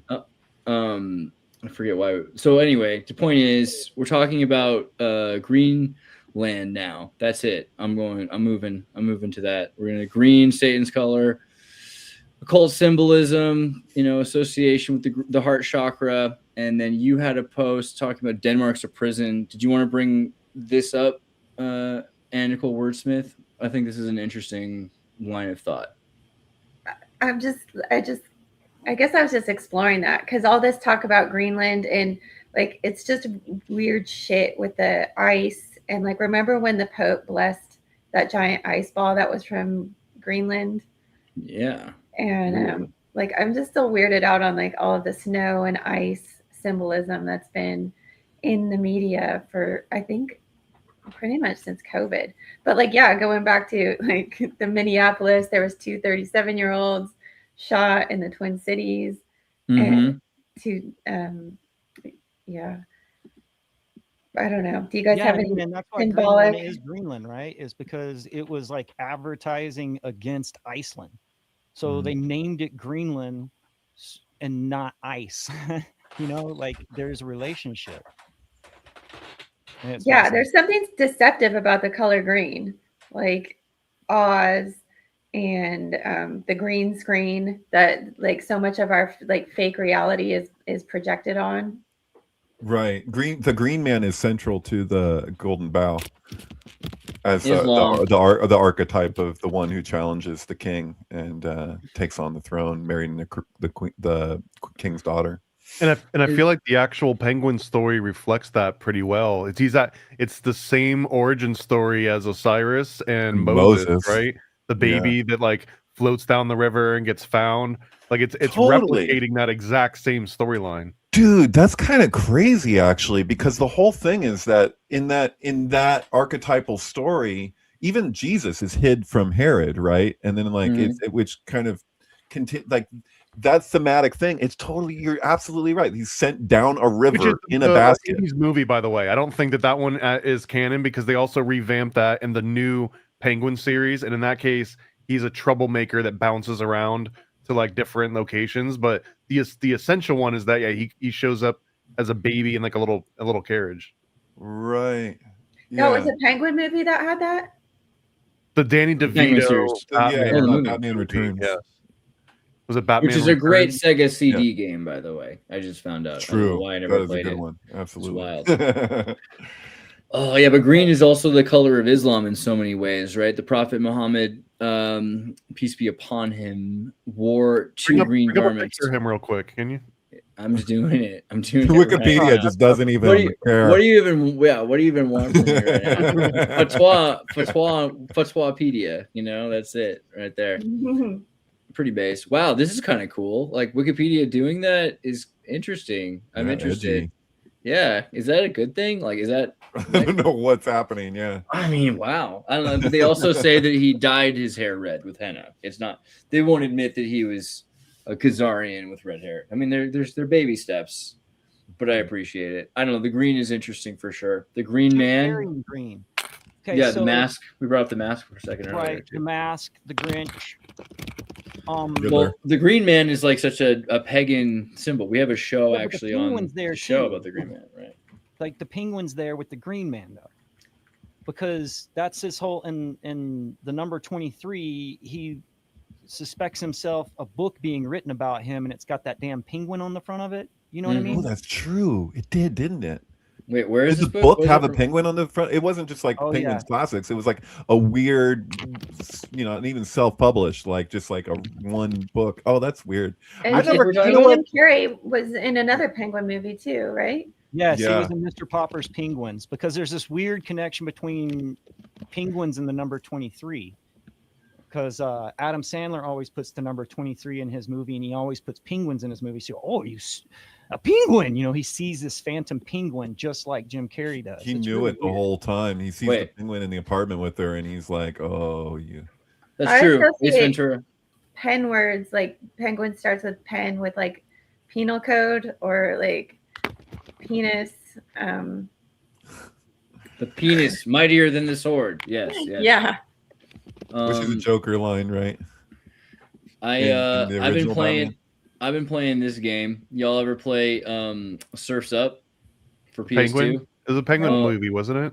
This is a Penguin movie and a video game about being a surfing penguin, and I'm you know what I mean? This is some of my recreation.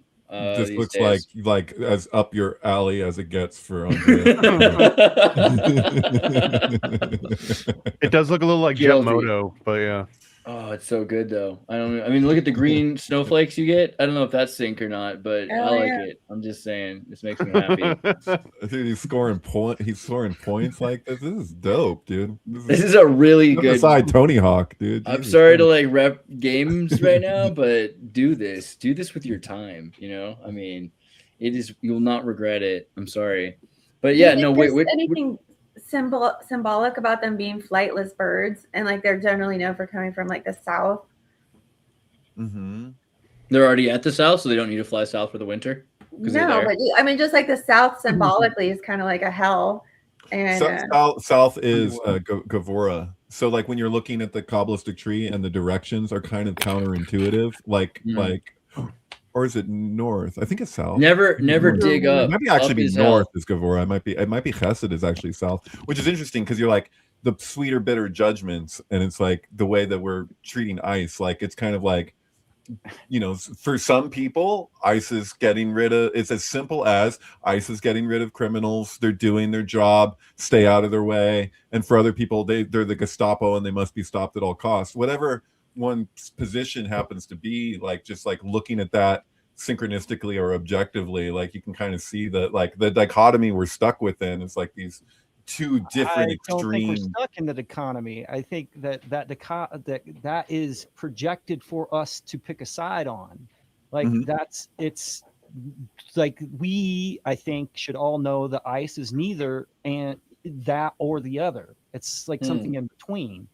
But it's being used in a way that is aggressive. This is what I've been telling you the whole time. Like we had this conversation about the Department of War last time.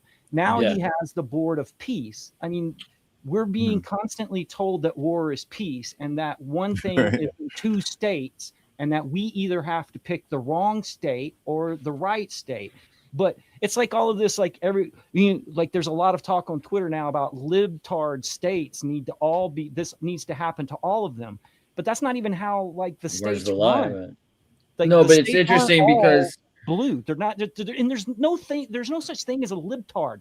There's no that's a slang term to describe something that a libtard would say. I just have to point out that is true. You got me there. All right, but sorry. You know, I mean, no, that you're not wrong. I think at least on generalization, like we're on a bigger pick two generalizations, but you're neither right. are correct. That's not false. What you're saying is true. There is a problem right now, but it's brilliant. And I love it. And it's that, you know, normally I'm the kind of guy, and I think a lot of us are like this, I hope, where you don't want the government to have overreach into, you know, you don't want top-down fascism to reach in and destroy your bottom-up collective autonomy and sovereignty. That is a fundamental American idea, right? Yeah, Waco, great. And that's what's going on. But the irony is, they made it. I lived in Minnesota and I lived in California, and both places make me question my own values. And I mean, of course, on every level, right? But in this particular case, it's interesting that it makes me think, you know what? It might be nice to have a government come in and crystal knocked Santa Cruz, California. You know, it might be nice to have like Minnesota be like a little bit better off than it is right now. You get to the point where it's so bad that you're almost willing and almost eager to accept despotism. That's a weird feeling, isn't it?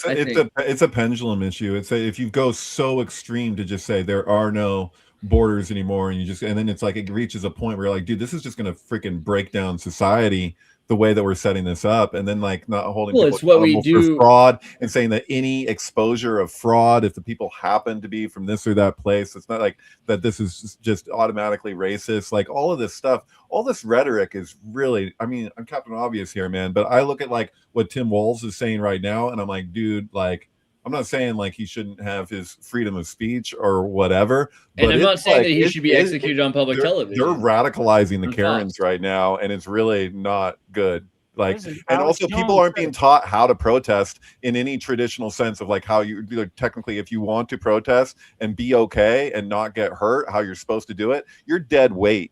You don't go and physically try to stop federal agents if you don't want to find out what's going to happen. You know what I mean? Like, if you want to protest, you have to kind of do the traditional, like, you know, you're going to have to carry me off. You know, like I've seen a lot of protests where I'm sorry, it's just the way it is. That's why you leave your Look at 5-year-old history. there so they Look can at- carry him off instead, right? What was it, You know, the 1968-69 like Democratic convention?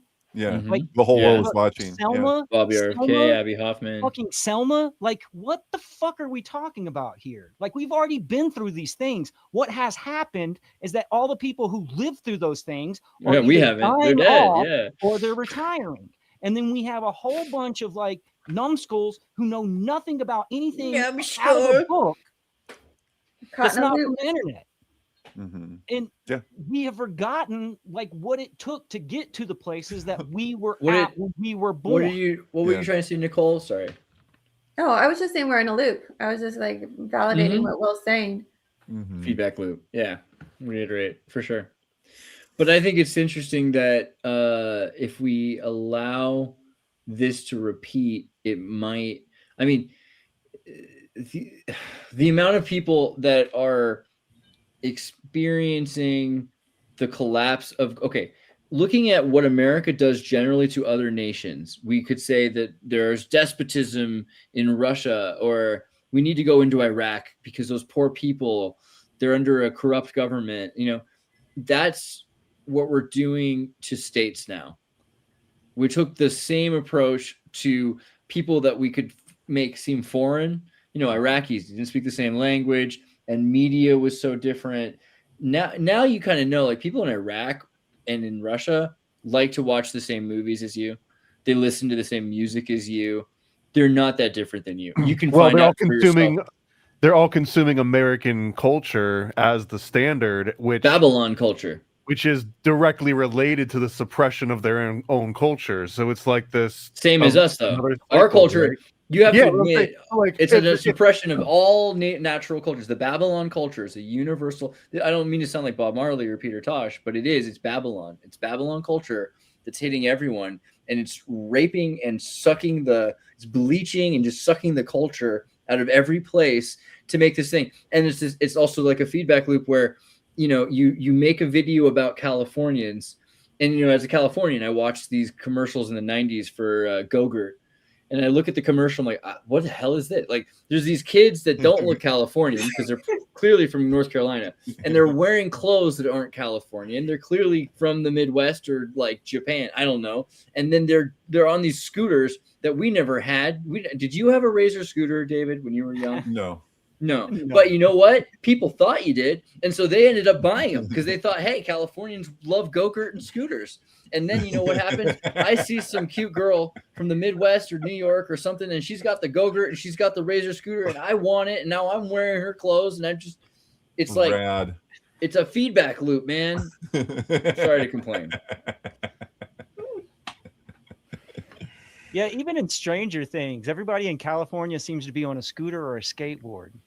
Damn it, dude. That's you know, funny when I had a kid, yogurt's related with culture too. Dude, step into a Slim Jim, all right? Wait, why is culture? Oh, thank you. Yogurt, culture.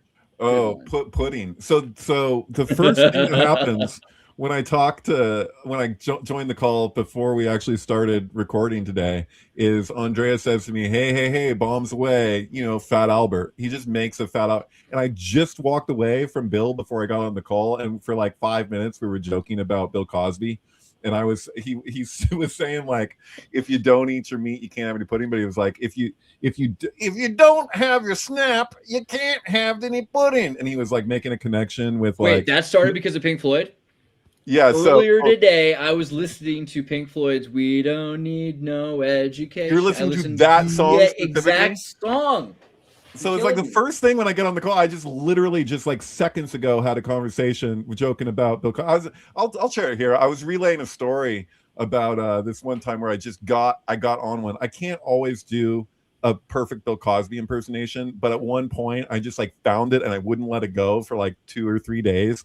And I was sitting on a porch at my old house, and I was shouting. I was like, the thing about the pudding is, and it was like I was being super like grotesque with it, the whole deal. Like I was just ripping into him. And there was these 2 large black men that lived across the street, and there's 2 different incidents over time living there that they came up, and the exact same thing happened both times. Like they walked up like, what is he these white people on the porch shouting, like imitating like doing like a black voice thing, and like they stopped for a second and listened to me, and I was just like on one doing the Bill Cosby impersonation, and then they laughed their asses off. And we're like, no, it's all right. It's all right. And they walked away. Another time it was because I was playing Roots Manuva super loud, and they thought that I was just playing like gangster rap or something, and they walked up to be upset, and then they laughed their ass off and walked away. And they're like, it's okay, it's okay. But yeah, no, I don't know. Yeah, what is this about? There's so much time traveler stuff going on with the whole like Project Looking Glass amping up and Candace calling. Well, you know, that related to our earlier conversation more than I'd like to admit when we were talking about Linux and penguins. So let's just say also, because, you know, computers and the looking glass thing, it was because Steve Jobs invented the next box so that the CERN would be able to invent HTTP. And HTTP makes it possible for you to send images and stuff, not only to people around the world in space, but also through time, right? Like HTTP is a time-space. Did you guys ever hear of Alan Green or Alan Abadessa's book that's kind of like an Animal Farm? All the happy creatures. All the happy creatures. Yeah, exactly. Mm-hmm. The main villain of that is an AI penguin. Mm-hmm. True. Because he hates Linux. Dang it, Alan. I don't know. I'm not sure. Speaking of like time travel and consciousness, someone sent me an artist today named Paul Laffoley. Have you guys ever heard of him? Oh, that's a familiar name. Yeah, who is that? I don't know. Will you look him up, Andreas? Paul Laffoley? Yeah, Laffoley. But I was looking at his work, and it had said that he was like really interested in time travel via consciousness. And dude, Paul Laffoley, right? Mm-hmm. From Boston, Irish Catholic. Terrifying. I like him already. What did you look up some of his pictures though? Like he had one that was called let me see what it was. It was like a time traveling machine. Chrome cane. Yeah, probably on there. Okay, let's see here. Pulling this up. Ooh, wait, where'd it go? Was it this one? Yeah. So this guy Metzner used this guy's stuff all the time. Yeah, incredible artist. I've worked his stuff into different collages of mine too, just because it's so cool.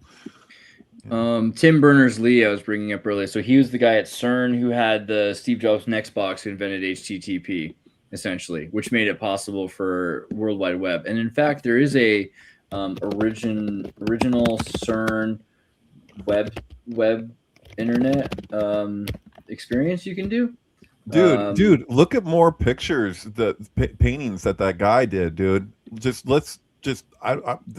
crazy. Okay. Yeah, if you could. Let's just pop it up. Okay, so art. Yeah, because he'll have like time travel shit that's just like look at that one with the any of this stuff. You should blow it up. Let people if people don't know this, man.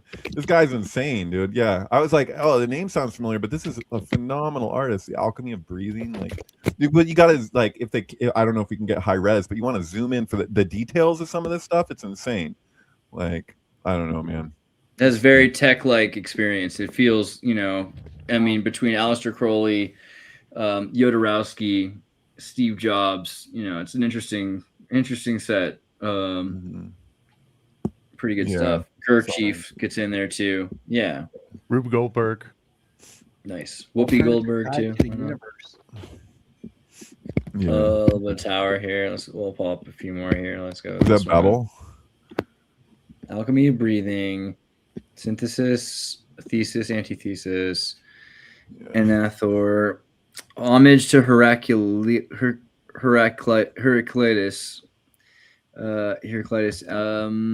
This looks like Babel, doesn't it? Yeah. It seems like it must be. Probably.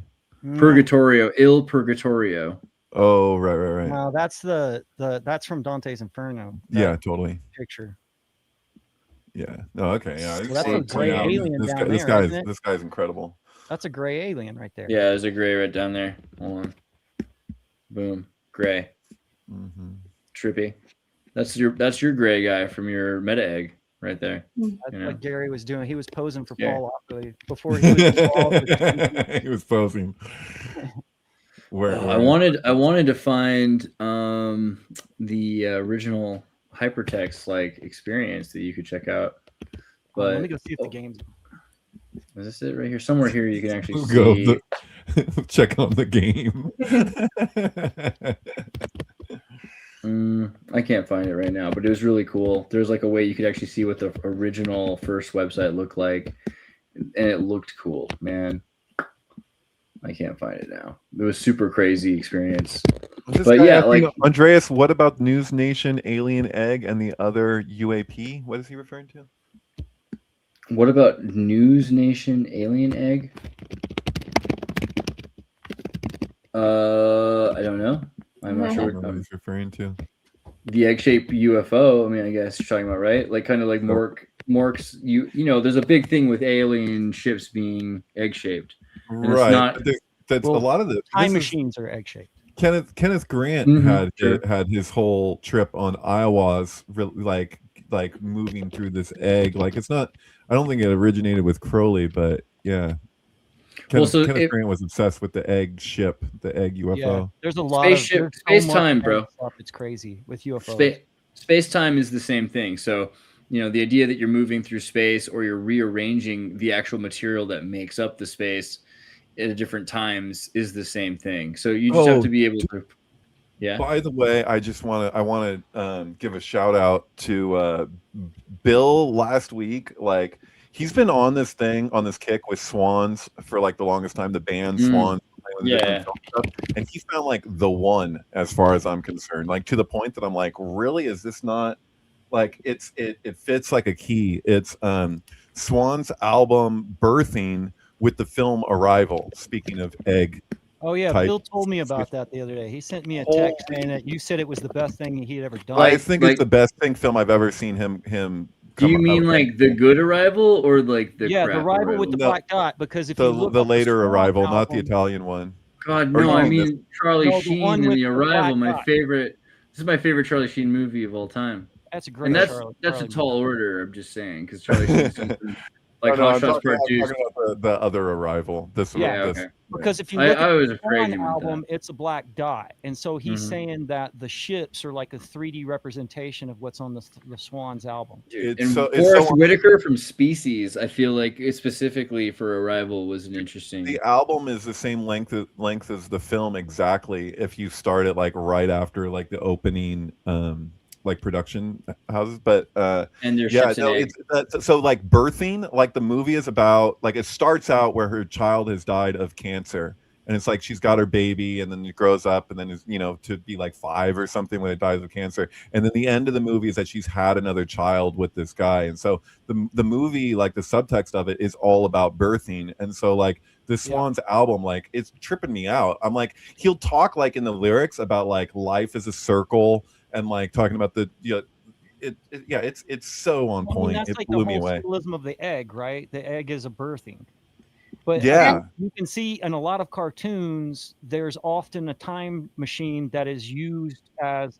Thank you, Delta. Their time machine is usually an egg shape, like they've done it in that chicken. Right. Movie. It is. This movie is Thelema because like when the aliens, like tentacle creatures, when they come forward and they like take their tentacle and they put it forward, they have 7 lines, like they have 7 fingers, so to speak, and then and so it meets our 5, and like there's this whole symbolism of the. So you have the septogram, right? The symbol of Thelema, right? Like encoded in such a way that it's like the alien entity is like that's its equivalent of like evolution, like this, like the next phase. It's so freaking trippy. I couldn't do it justice, but yeah.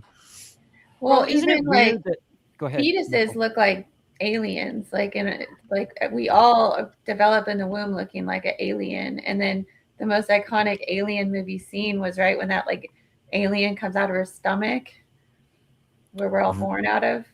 Right. There's heavy birthing symbolism all the way through the Alien franchise. Absolutely. Abortion, The whole thing is like I saw this, I picked up on this because there's the Freudian aspect, but then like I like after the fact see all these other people pointing out, including like Rob Agger and stuff, where they're like the whole original Alien is like related, like it's the ship is mother, they call it mother, like it's Right. the operating system or whatever. It gets impregnated.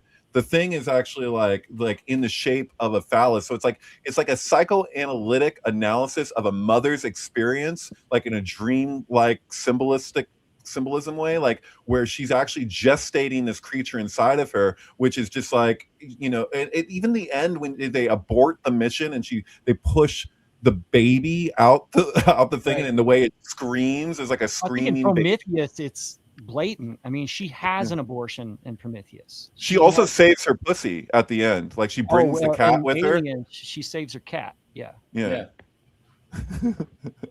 She aborts the mission and saves her pussy. That's well, like then, like, what's Alien? I mean, I forget too, but what's Alien 3 about? Like, she goes to a prison planet with a bunch of volcells, all these voluntary celibate monk criminals, essentially, right? And so there's, the celibacy thing, right? And she has her head shaved and everything. There's definitely. And Alien 3 is a fun Sega game too. Guys, that there was a whole bunch of stuff like UAPs and stuff that were supposedly didn't exist until after COVID, and now they're like common consensus, including UFOs, high direct energy weapons, and what's the other one? Oh, geoengineering. Like, I go around and I hear people, oh yeah, they're clouding the seeds, but they're not doing that anymore. And I'm like, seeding the clouds, or clouding the seeds and seeding the clouds, man. That was all that alien Monsanto. Bro. Yeah.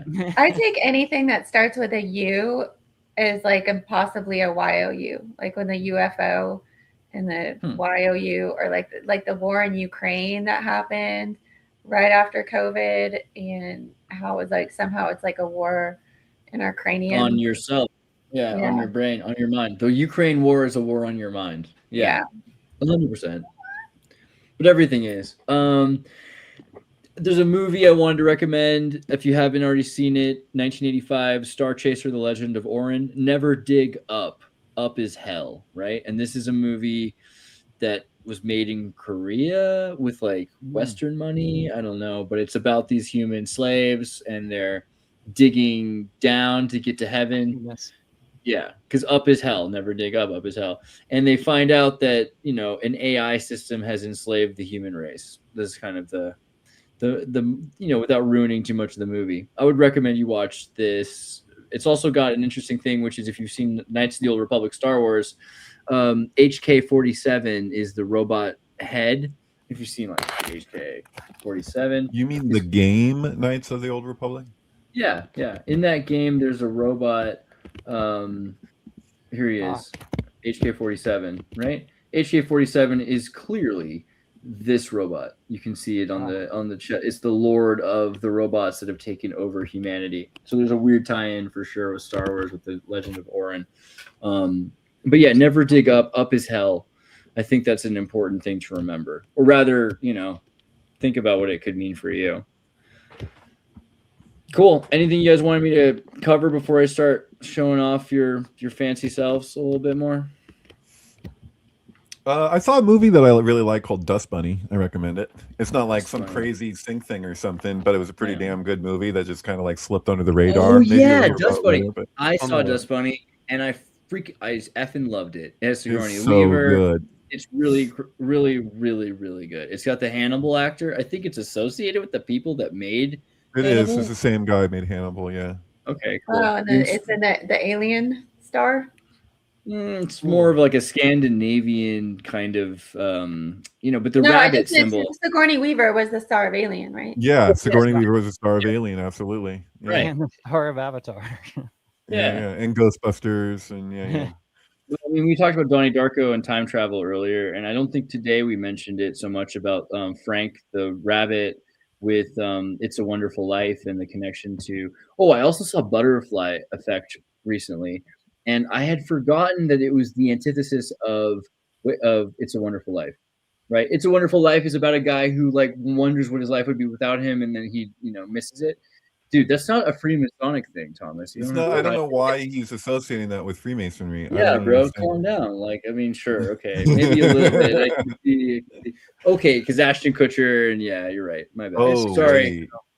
Yeah, that went really fast. Thank you, Thomas, for like pointing that out for us. I love that. I love that Austin Kutcher, like that moment when he's eating the hot wings in that show where people eat like different hot wings or whatever, different hot sauces, and he's like, they bring up the Diddy thing, the Diddy parties, and watching it now in retrospect, it's like it's so obvious. He's like he gets really awkward.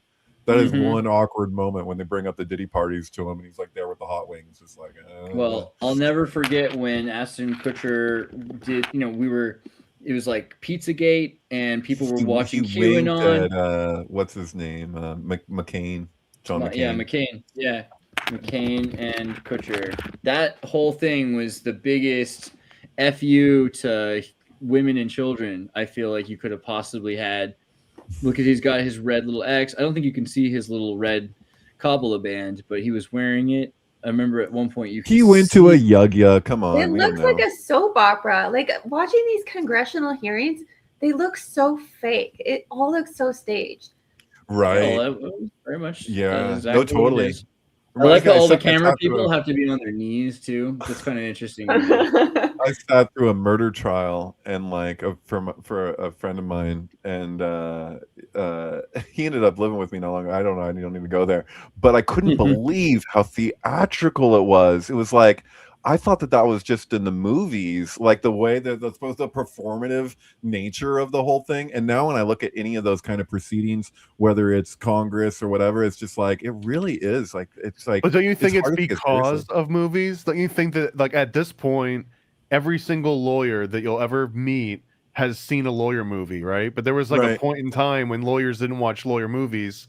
So maybe it wasn't always like that. But at a certain point, like we're in a feedback loop where lawyers are doing performative stuff because their only frame of reference is My Cousin Vinny. And like, I was about to say My Cousin Vinny. I think that you're totally dead on balls right there. It's that was my nickname in college, actually. So that's great. Dead on balls, accurate. Yeah, no, but that's like Tom Clancy with the government. Like there's an argument that so much of like even just like the Pentagon and the way that things are done is actually like directly influenced by Tom Clancy books. Like all these people in these positions are like read the hell out of Tom Clancy, and they just like relate to everything through that lens. And it's said that like Tom Clancy has been one of the worst things to happen to the intelligence community because he's just like infiltrated their perception. But it happened like in the reverse way, because you had actual intelligence agents that were leaking things or themselves writing, like Ian Fleming style, like writing things into pop culture. So then people that are writers that are interested in that, they're like, well, if I can write it, then it's basically me doing the thing that they did, because that's like, it's a connecting point, right? And it's funny because at a certain point, I'm sure if the CIA sees an idea that's good enough, they'll probably take it out of one of these books. So it's right. But I have a hard time believing that it's a loop. It's circular. Yeah, it's like the never-ending story. There's no like separation between like fiction and reality anymore. We're all just like actors in this Dante's Inferno. Totally. And you know what? I'm sorry to we keep going there, but I just want to say that like that's what I see when I'm looking at the stuff that's going on with the ICE protests and all this kind of stuff. It feels like everybody involved is like relating to their roles in like this kind of like this. I don't know, like it's like we're stuck in these roles. Like we're literally like, this is the part that I'm supposed to play out, and I can't, it's like this is my destiny. I have to play it out this way. On both sides, it feels like that. It's like, well, this is my role. What do I do next? Like there's literally a script of like, yeah. You guys watch Firing Line with Bill Buckley Jr., William Buckley Jr.? I don't know. Firing Line was William Buckley's show, back in the good days, 70s and 80s. And, normal shows would have weird audiences, but Bill Buckley liked Jesuit high school kids. So I don't know what to tell you. He has a weird collection of people to watch. He would do like weed and like tell you what weed was like and stuff. My dad had a dog named William F. Buckley. It was like the first dog that I remember having. You know what? I'm going to copy your dad. My next dog, that's what I'm naming him, William F. Buckley III. But our ideology and the CIA compatible is an interesting episode. You should probably watch every single episode. But please remind me, Cord Meyer. Do you guys know who Cord Meyer is? I hope, this guy was... if there's one name I want you to was- remember, it's Cord Meyer. Cord Meyer, CIA Federalist, world operative. They took his picture down. It's what the hell? Like, why would they do that? Let me show you him somewhere here. Young Cord Meyer face. There we go. This is it. Look at how dashing and handsome this man was, right? That's a Chad right there. Look at that guy. Chad, you know what I mean? Kind of but totally terrifying. Totally terrifying guy.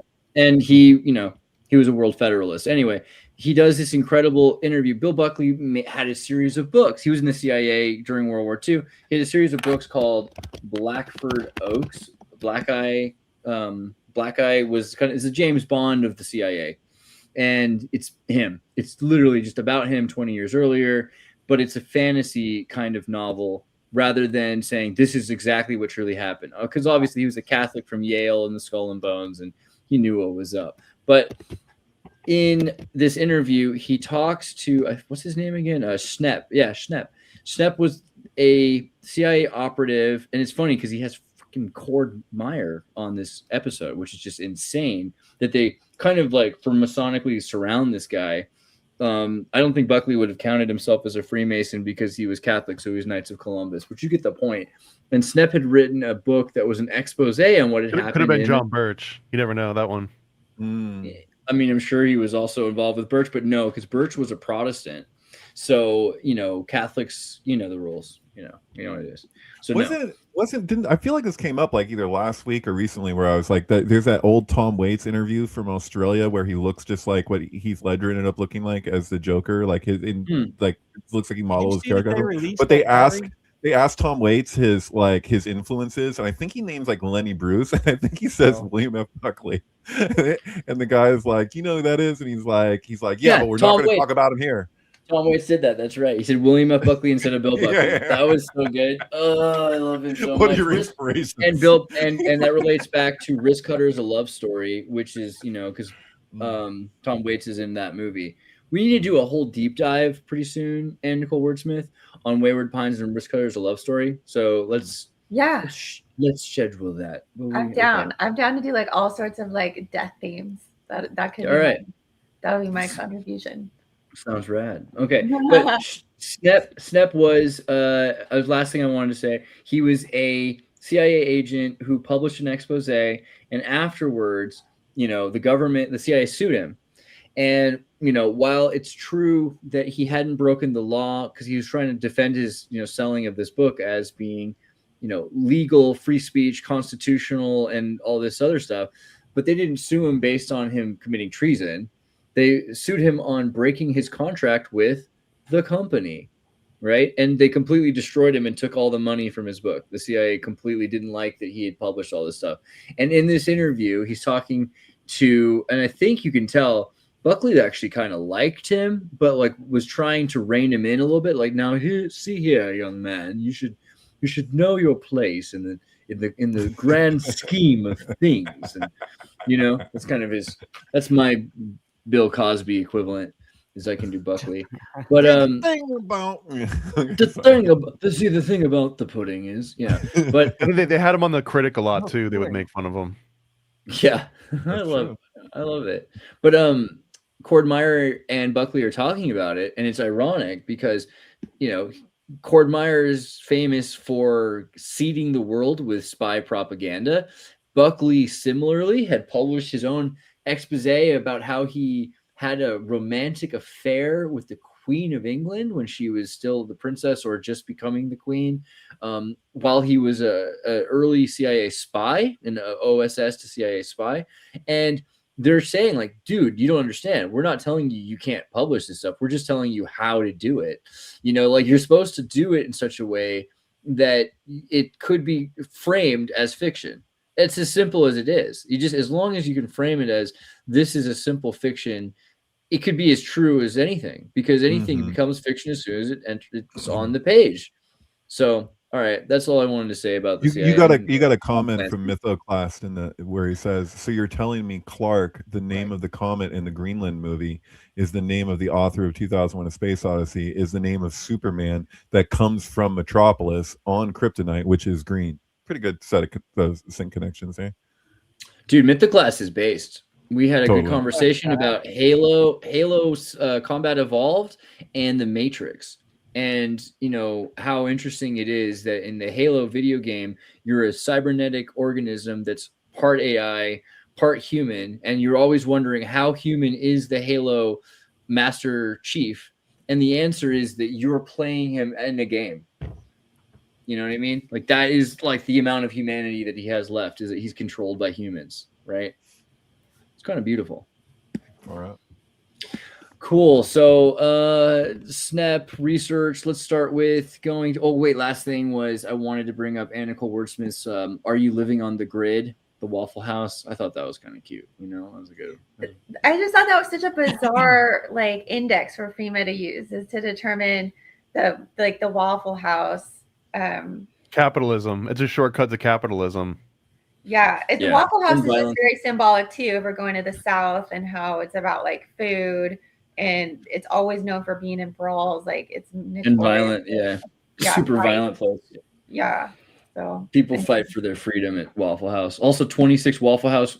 26 is a number that's been coming up a lot, and you found the ordinal 26 is God. Yeah, well, because that other guy who was just shot by ICE yesterday, he was on The Mossad agent. No? Sorry. He was on Nicolette Avenue. Remember how there was all those Nicoles going around, or Nick words? And so he was shot on Nicolette and 26th Street. Tetragrammaton has the gematria. The gematria value of Tetragrammaton is 26. Just so you know, Yud Hey Vav Hey is 26. Yeah. I forgot that or didn't remember, but that's pretty good. Yeah. That's pretty good. I'm trying to find the picture of the guy, but yeah, there was a thing on whether or not, I don't know if this is true yet, but that the guy who was shot, who was the EMT or nurse or whatever, that he was somehow associated with Israeli intelligence or the Mossad, or he's straight up the Mossad, like the Israeli armed forces or Mossad. So, I mean, I got to dig into that a little bit deeper, but you know, in the meantime, check out my lady, Anna Nicole Wordsmith, greatest matrix symbologist and guidance counselor to the underworld. Thank you. And it sounds funny, but seriously, if you're going to look for like a life coach or a guidance counselor, I would not recommend anyone first besides Anna Nicole Wordsmith. She is amazing and super rad. And you get people on a level that you get crazy people, you know, like you can help people because you understand them. It's nice. I like that. Yeah. It's very useful. I'm in touch with my inner crazy, so I can meet you right Apparently. So, I mean, like you see the connections between many things. I would highly recommend following Miss Nick 06, Anna Nicole Wordsmith, my favorite. Thank you. Cool. Thank you. And then let's see here. We're gonna talk about MK Ultra. Let's go to MK Ultrasound, David Plate, MK Ultra 723. You can click on the link right here. But also, if you go to highlights, he's got a bunch of films he's put up.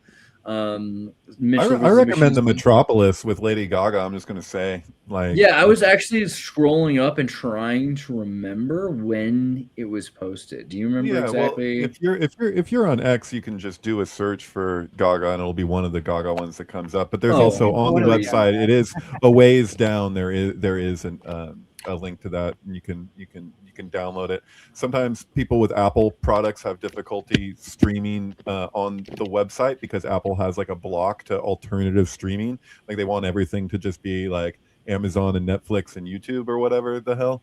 But it doesn't come up when you put in Gaga there. First thing that comes up is that the Prime Minister effing a pig. Yeah.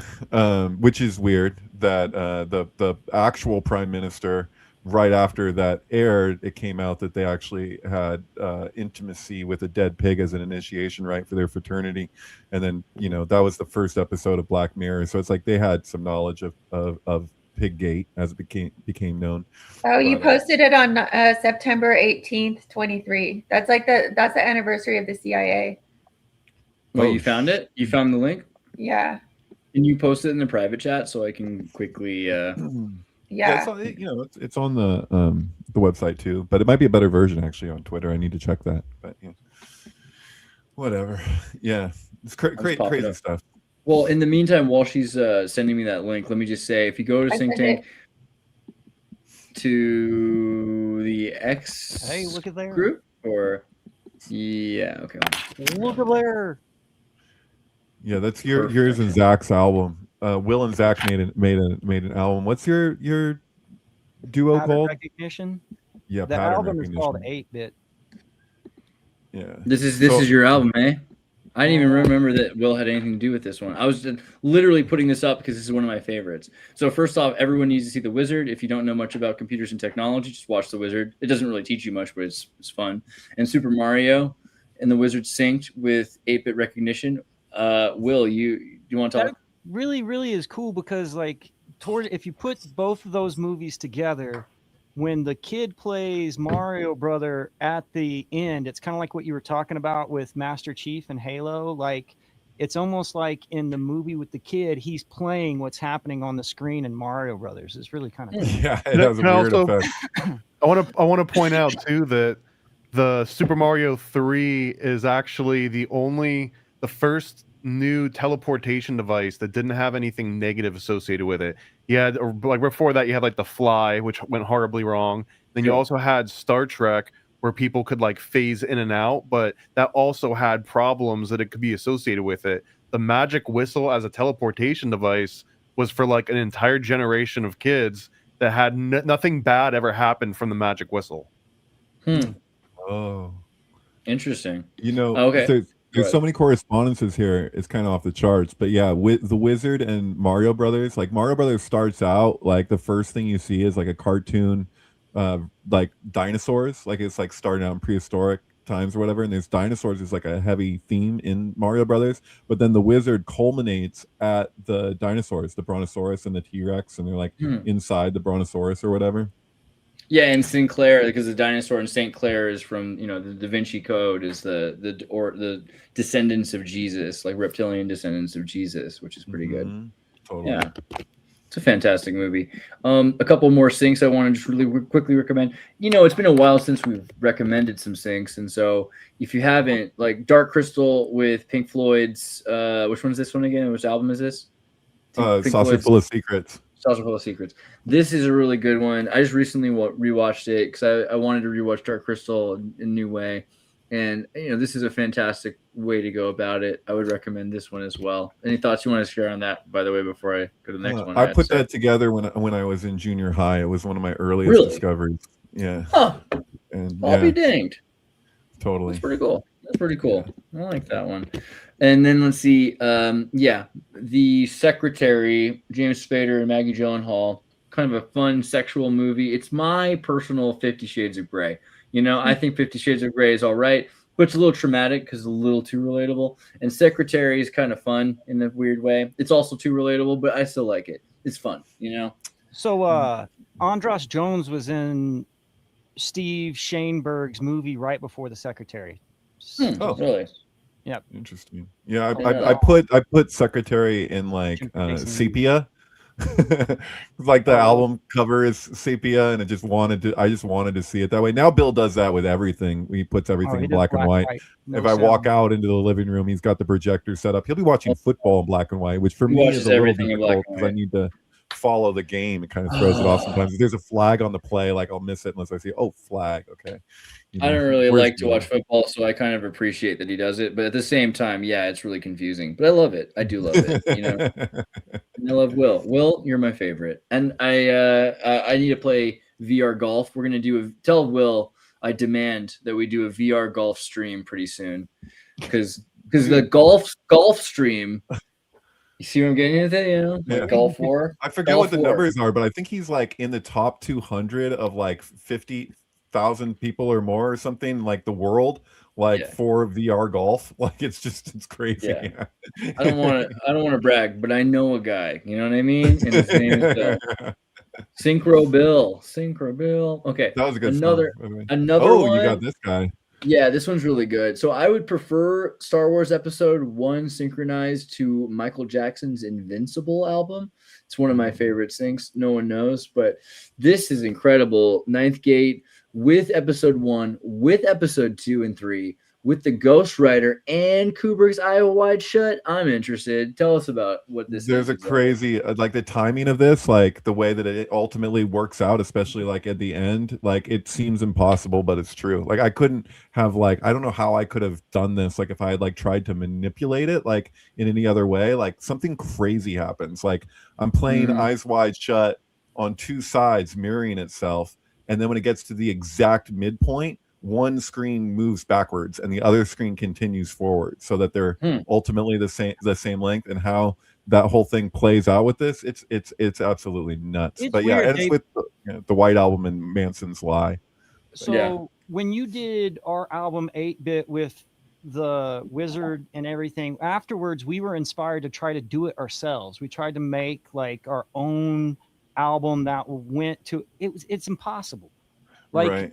To line it up with each, because you don't have to do one scene, you have to do the song to each scene when it repeats, and it's just absolutely, it's impossible. So there's like the high-end editing equipment, even for like when you have audio, it gives you the option to have a visual aid. So like I had a musician friend who was in the Lawgivers tell me that when they produced their what ended up being like their hit album, they actually did the whole thing with a sci-fi film, where they actually had it looped and how it would show up the multiple rounds at once, and they just did that. So like when I used to live with this guy, Paul was in Lawgivers, and he told me when I told him that what I do, he was like, oh, well, of course they do that. Why wouldn't they do that? He was like, the probability of them not doing that is like much crazier than them doing that. Because he's like,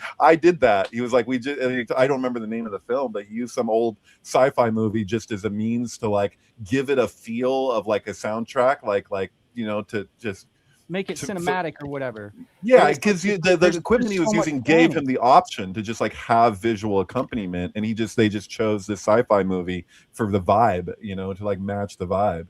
I don't know, it's a trip.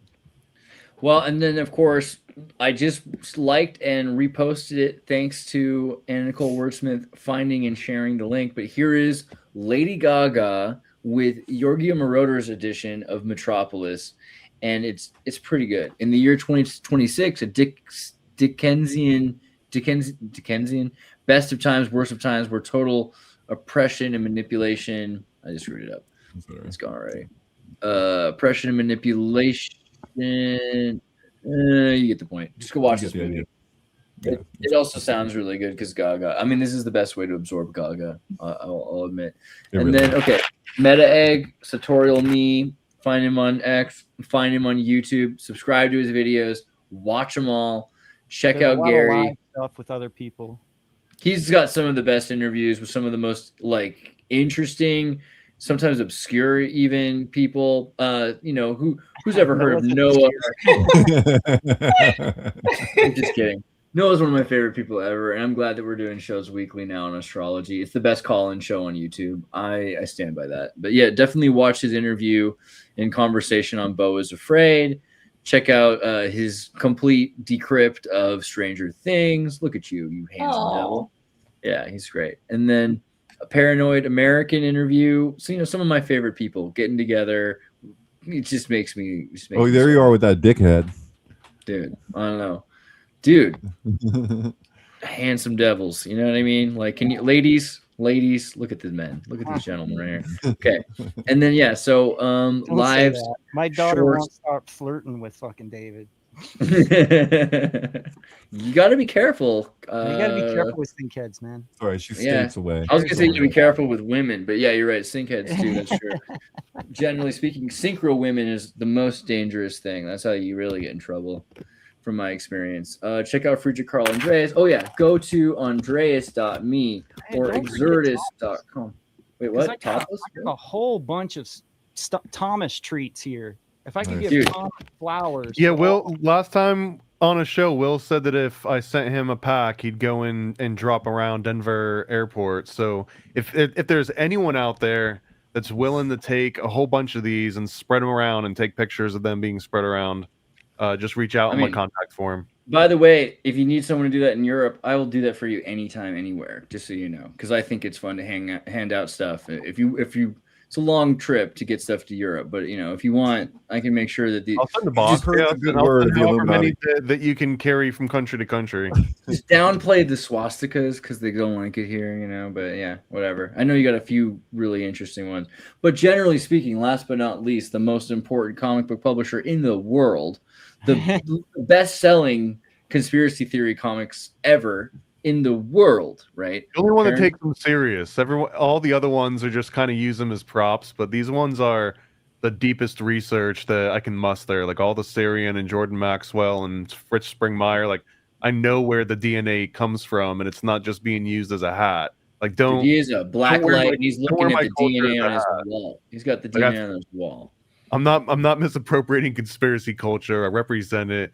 And actually, the very top of this page, there's the new 2026 sampler. So if you want to get a little idea of all the different stuff that you can get, people love the Sirius shirt too. Yeah, it's one of the top sellers. Yeah, and you guys all remember the dog who died in September 11th, Sirius. Yeah. And if you really, if you really look close, you'll notice it's right there. It's freaking right. There. He was number 17, which is in tarot the number of the star card. So to have Sirius be number 17, as his police number.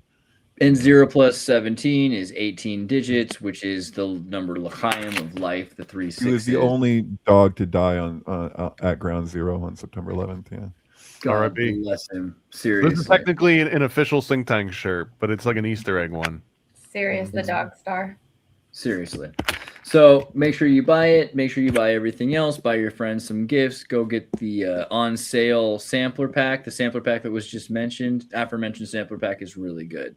You got basically everything you need to survive the apocalypse. Little bit of everything. It's a perfect sampler.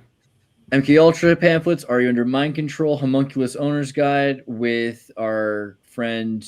Oh my God, Jose. What? Right? Yeah, Jose. Yeah.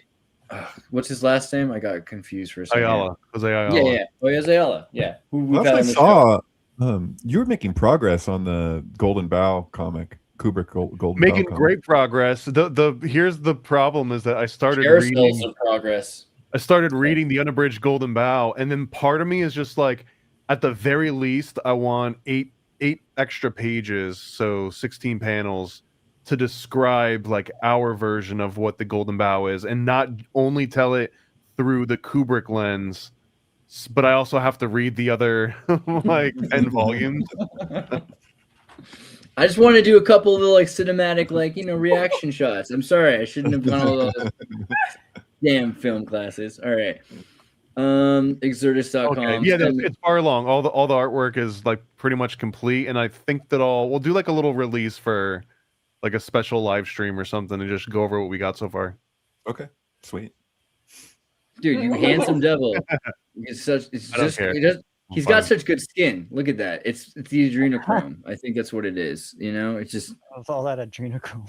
It's so good.